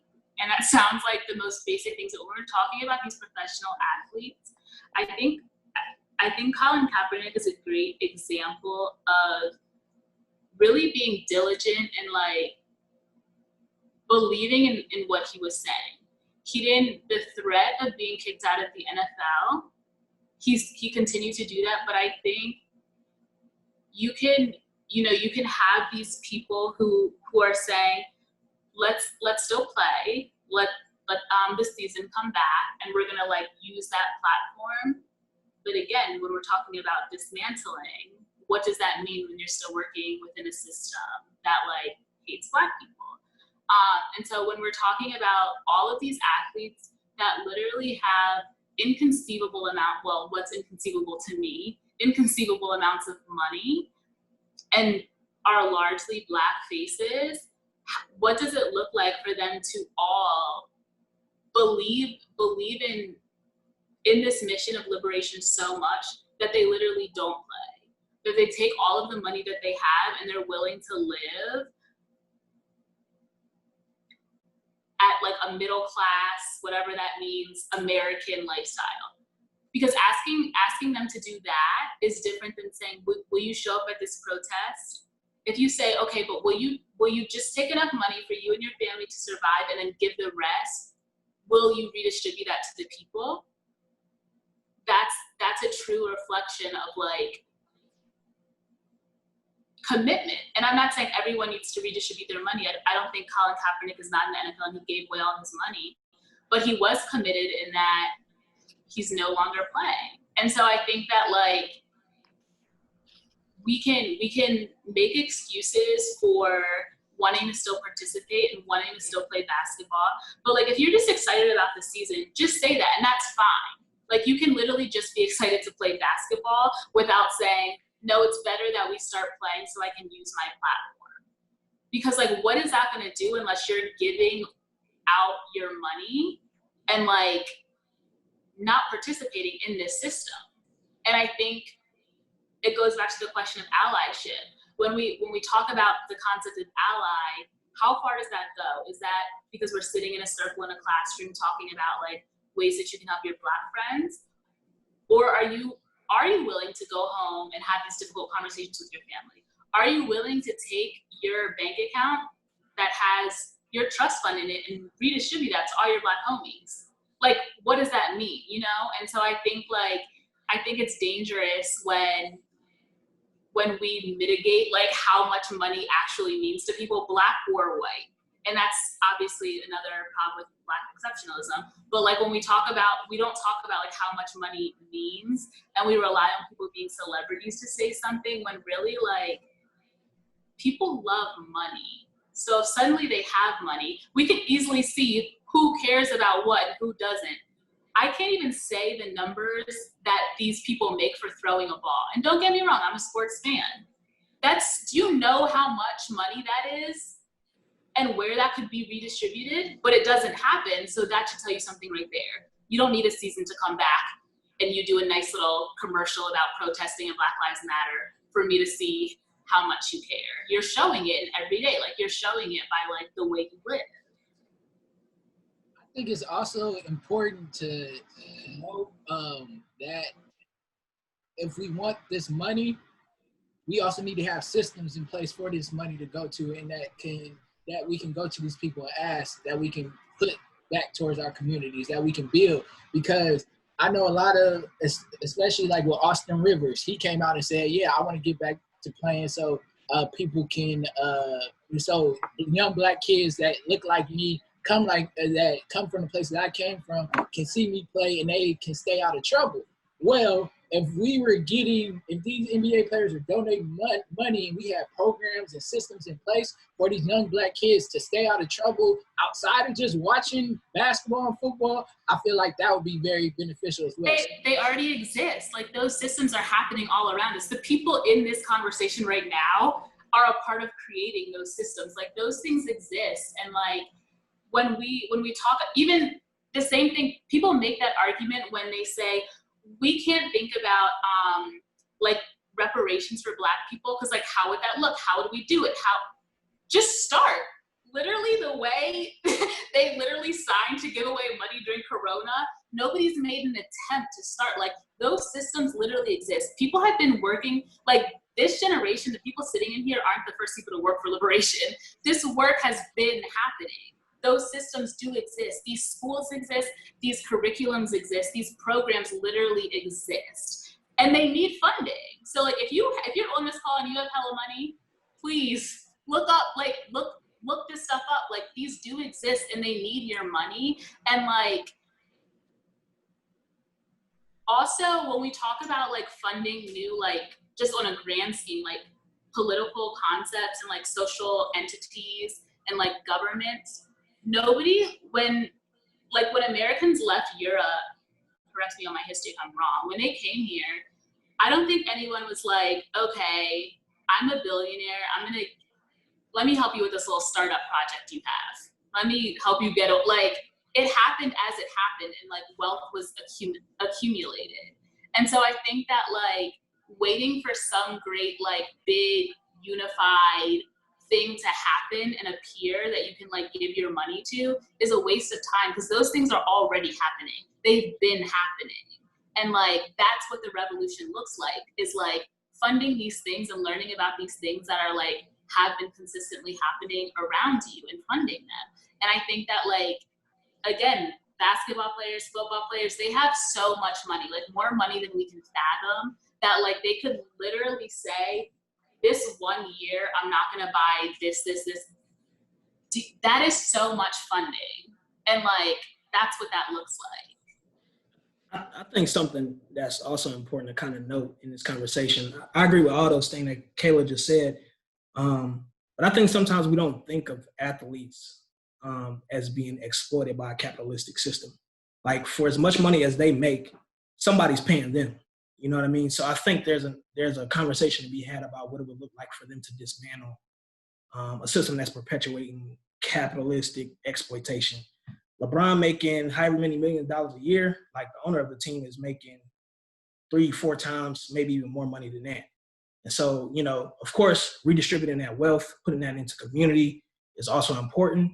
But also like, what would it look like to what would it look like to center capitalism in some of this discussion too? And what does it look like to dismantle that, like alongside some of these systems of racial oppression?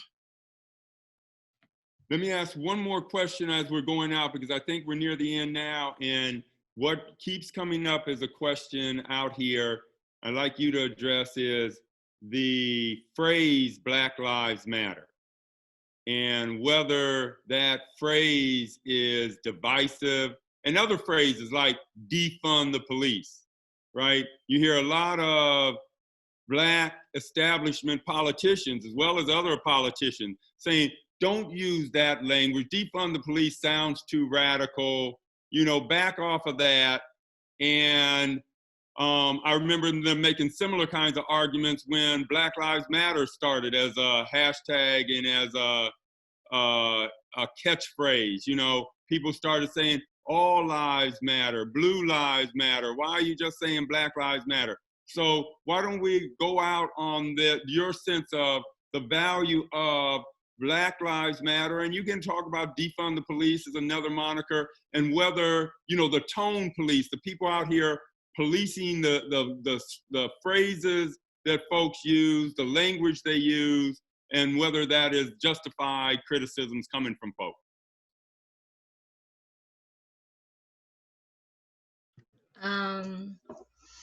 I think people believe that Black Lives Matter is divisive, yes, but I also think that there's a productive conversation to be had around whether or not Black Lives Matter, even in those 3 words, really gets at what it's trying to do. And what does it mean to be in a Black Lives Matter moment right now, when we've been in Black Power moments, when we've been in Black liberation moments, and what would it do to talk about Black Power, Black coalition building, rather than Black Lives Matter? Because my life been mattered to me and my community. So who are we even talking to when we're talking about Black Lives Matter? Yeah, what does that phrase mean to you? Is it problematic for that reason? I'll just say, while you're processing some of this, when I hear people criticize Black Lives Matter with all lives matter, blue lives matter, it has never struck me that when I heard Black Lives Matter way back in 2013, that, you know, Patrice Cullors and the other folks who were coining the phrase and then, circulating it and got a lot of currency, that they were saying white lives don't matter. Nobody was saying, you know, Asian lives don't matter. Nobody was saying Latinx lives don't matter. The way I understood the phrase was Black Lives Matter also. Black Lives Matter too. You know, there was an ellipsis there. The too and the also was left out. You know, because if you looked at those Black people standing on those rooftops in the 9th Ward after Hurricane Katrina, it didn't look like those Black Lives mattered. It doesn't look like Black Lives mattered at the inception of this country, when it was founded by slave owners. It didn't look like Black Lives mattered then. Doesn't look like Black Lives mattered in Jim Crow, our form of racial apartheid.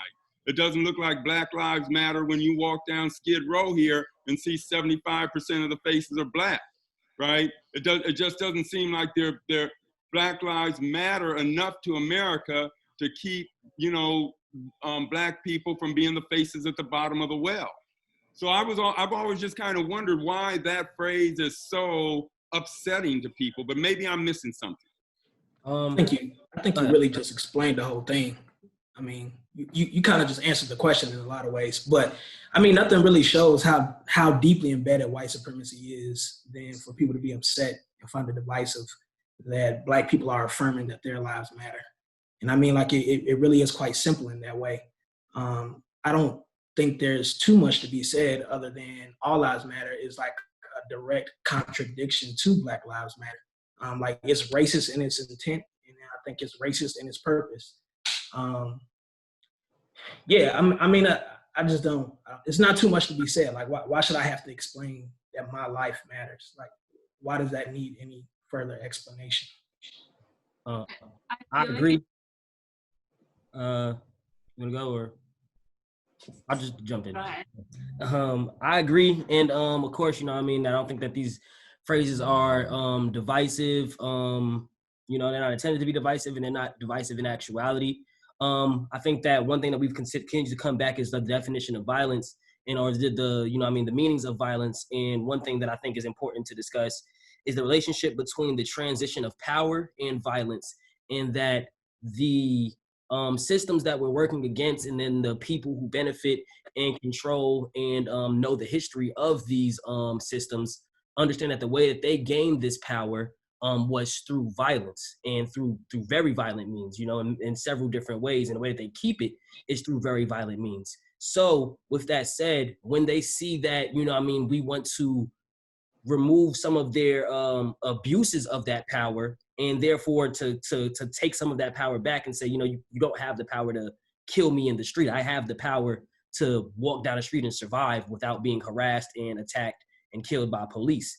That transition of power, even though it's really just a very incremental transition, just saying that I want enough power to survive. I want to defund the police so that I can be able to survive, and just so that I can be able to exist in this country. That transition of power, because the oppressor's relationship with perception of the power and the transition of it is related to violence, they see that our transition of power is related to violence as well. But the difference is that for them, the violence comes as a way to force the transition of power. For us, we want the transition of power. The violence doesn't have to come. The violence probably most likely will come just because of the way that this world works in terms of revolutions and how they usually happen. But that's not the fault of the oppressed. That's the fault of the oppressor for not wanting to leave their spot of on the hill without, on the hill, that's a double entendre, without, some type of violence as a part of it, So I think that that's really the main thing about these phrases: defund the police, Black Lives Matter, whatever the phrase is, it signals a transition of power, which to the oppressor means violence, because that's the only way that they understand power transitioning. I feel also, and maybe like I'm underestimating like white people and whiteness, but like on a most basic level, white people hate being irrelevant, and like they can't imagine being othered in a space that imagine if you were always told you belong here and you own this and this is yours, you have a right to this, and then your name isn't being mentioned in a major movement. That could be upsetting because your ego is inflated. Imagine feeling like something belongs to you, a space, a country, and then literally this huge thing is happening and you have no place in it. I literally sometimes feel like we're giving them too much like power and credit for like, yes, it is about like a power shift and about like racism, but at like a very basic level, it's literally about white people never learning how to be irrelevant. They are always centered. Always, from the time of inception, their narrative is centered. So it's literally about being irrelevant. It's about being able to have a movement that doesn't involve them or paints them as the oppressor. And so, yeah. All right, I'm going to take the last go round here, because I think we're down to probably just a few minutes. I'm going to try to get you to think for just a moment about Juneteenth. And,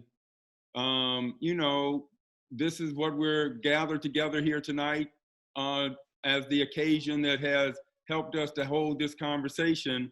What Juneteenth means to you in, a few words, if you're trying to convey its significance to a youngin', some of the youngins out here, we've talked about, we need to be able to come together over things other than bad things like police brutality, other than bad things like, people oppressing us and attacking us. Well, here's Juneteenth, an opportunity to think about an occasion that we're going to come together and celebrate something that isn't just, we're not always kind of weighed down by the burdens of Blackness. We're here to celebrate some of the blessings of Blackness, and oftentimes we do have to talk about the burdens of Blackness because you have so many people out here that don't believe that those burdens are there. They do these polls, 56% of white people, and a lot of these polls say there's no racism in 2020 in America.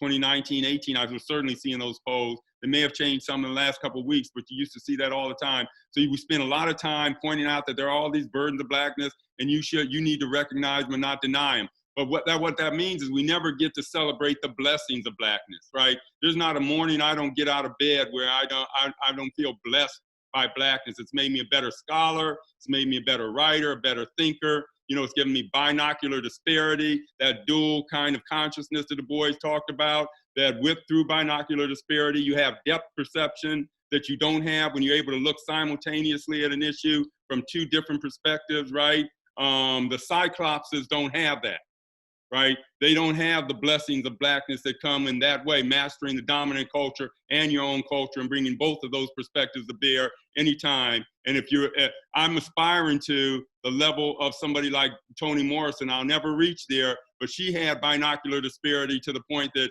she could not only see in 3 dimensions, she could see around corners. You know, she went beyond nuance. But let's talk about some of the blessings of blackness in Juneteenth. And if you could just give a few words to, and I'll go through everyone, just take turns, what you would say to a youngin' about why they should embrace this Juneteenth moment and feel good about it.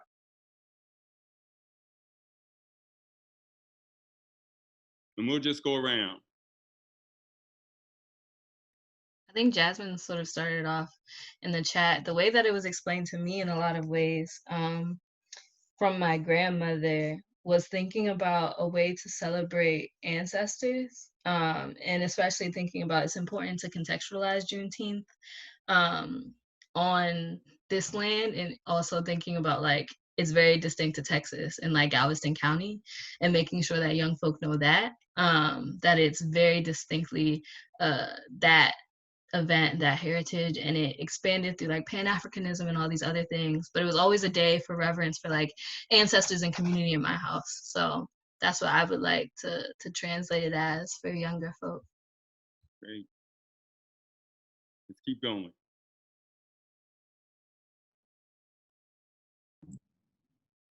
I would say, you know, I mean, it's like the one true Black American holiday in a sense, and that, you know, if you want to try to look at it from as positive a perspective as possible, it represents, you know what I mean, our a step towards our independence and freedom, but then it also you know, it also is a reminder of what, you know what I mean, how certain things are, how certain times we're being lied to, and that even though we may have thought that we already got somewhere, that we still do have to keep pushing, you know. So I think you can see it as a message that you do have to keep pushing, because, you know, Juneteenth and the Emancipation Proclamation, 13th Amendment, all these are different dates. So I think that's that. And then also it's the true Black American holiday. Right on. Keep it going.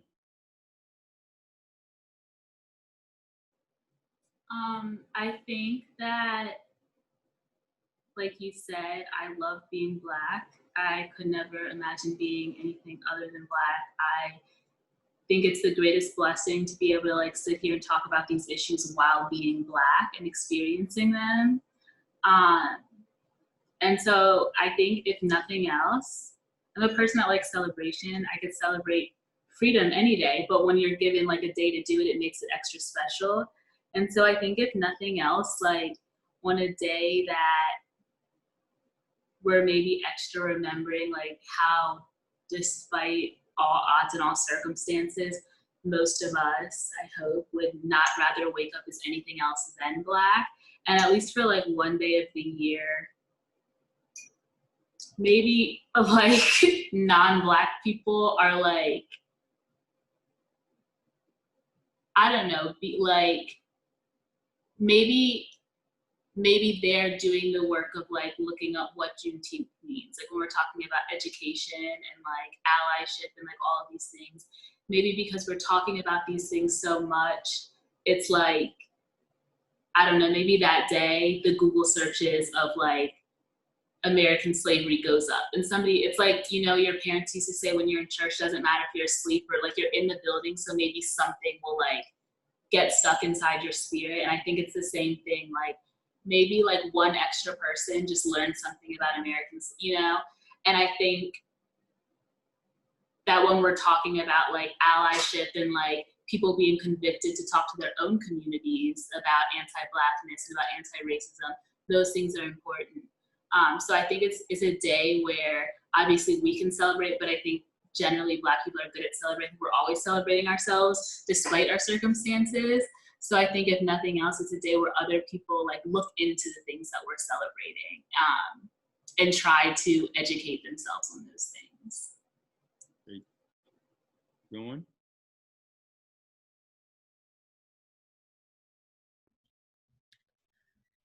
So in the middle of chattel slavery, Harriet Tubman literally declared that her people were already free. And they were. And it was true because she said it and she did it, and that became the reality that she operated from.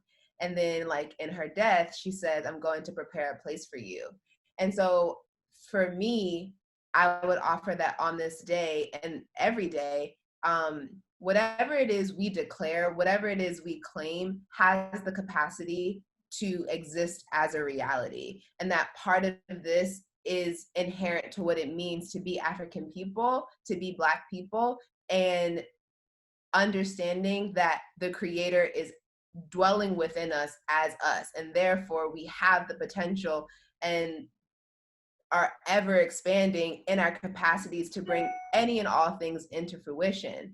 And so on this day, I would encourage young people, whoever is learning about it, but especially Black folks, to remember that the ancestors, yes, these are people that came before us, but they are not behind us. They are alive right now. That energy, that spirit is present with us 24/7 at all times, actively waiting for us to engage with them so that they can work on our behalf to do what it is that we need done.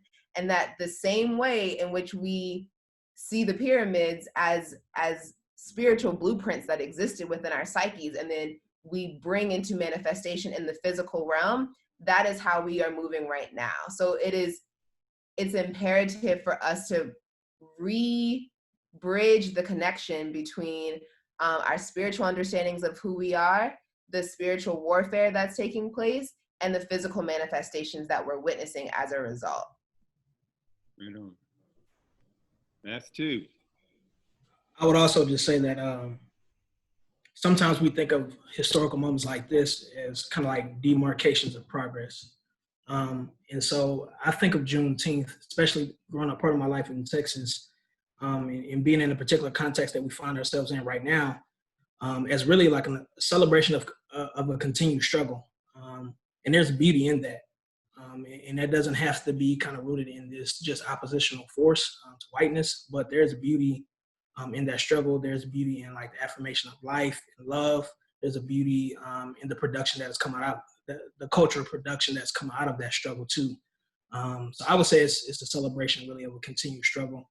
And then I also think, aside from that, it's also important to kind of note, man, you know, I see a couple white folks on the call right now, and man, you know, like you got 6-7 Black folk, man, who just gave y'all a lot of free game for 2.5 hours. You know what I mean? So something that's real important to state as well is that, you know, if you've taken anything away from this, is that, you know, it shouldn't stop here. You know what I mean? Like y'all just learned a whole bunch of stuff for free. You know what I mean? You got people in here who got organizations, people who are engaging in this work daily.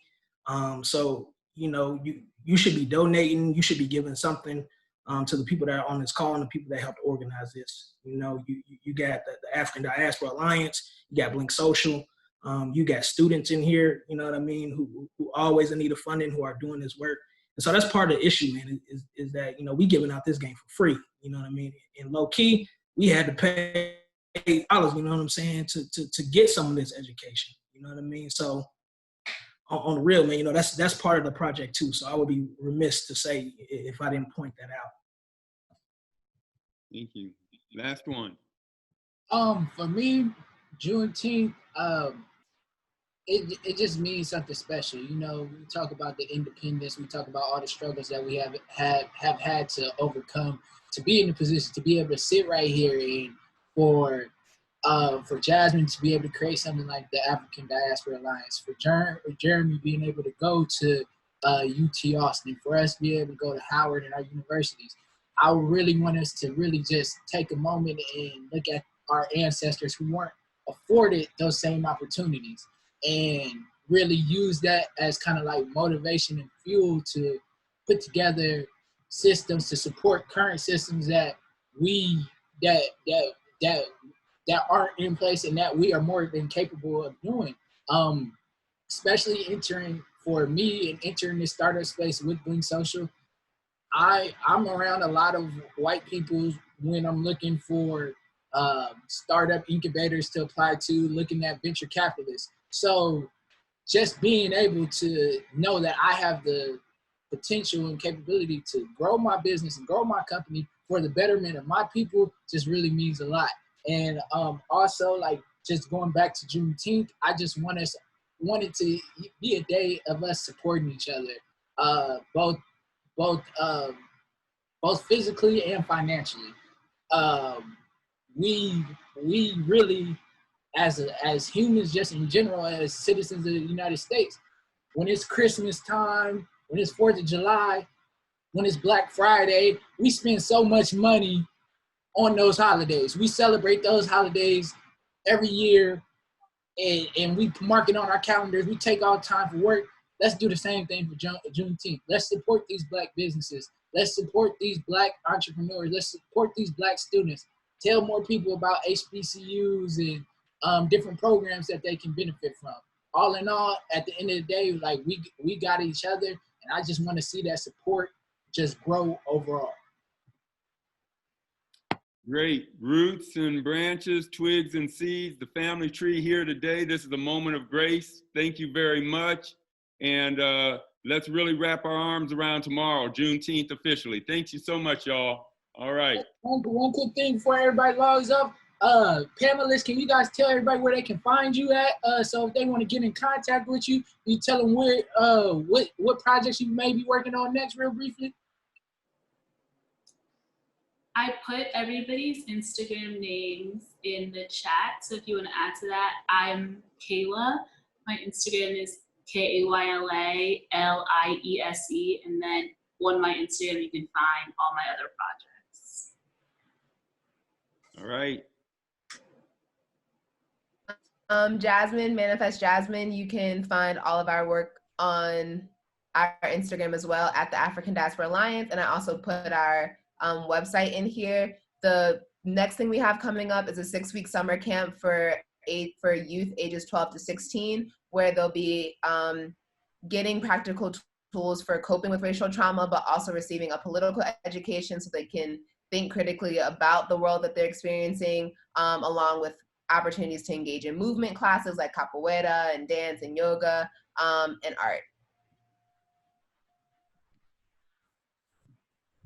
I have a website, bryereed.com, and I also have a Patreon where I put up more exclusive content that's not on my Instagram or on my website that you can subscribe to. Everything's my name across like everything if you're looking for me. So that's how you can find me. It's just Jaleel Speaks with a replace the K with a Q, and also Site Crafted. Site Crafted is my graphic design business. That's at Site Crafted or sitecrafted.com. So yeah, you know, I'm gonna need some logos, flyers, websites. Hit me up. I'm on Instagram, Horne at 34. It's right there in the chat for y'all. I'm gonna be dissertating soon. I need a research budget. Feel free to hit me up about donations. All will be accepted. Peace and love to everybody, man. This was great. Thank you for having me a part of it, Darcel. Professor Armour, where can people find you? Oh yeah, well, you know, my book, August 18th, you can pre-order now, Nigger Theory, Race, Language, Unequal Justice in the Law. My Twitter handle's at Nigger Theory. So, you know, I'm bringing it in an unapologetic way. And that's about it. You know, I have a lot of gatherings up here every week in my home with microphone sessions. Tupac Shakur was first discovered by Layla Steinberg through this microphone sessions work. We go into San Quentin, Terminal Island, and other places, and I talk about that on my Twitter handle. So we'll get into all that if you have time to pass through. Oh yeah, I'm definitely gonna have to pass through. Definitely being in LA, I would love to come through. Most definitely. Oh yeah, it's live up here. If you come through, definitely fall in on microphone session. Okay, cool. Yeah, I definitely will. Thank you everybody. Thank you guys for joining. You guys can follow us at Blink Social up here in this side right here. We will be uploading all this content to our social medias and YouTube. We also don't just talk about these topics. We talk about real estate. We talk about investing, graphic design and photography. We cover the whole everything behind the lens we cover. So follow us at Blink Social. Thank you everybody for coming on. We'll catch you soon.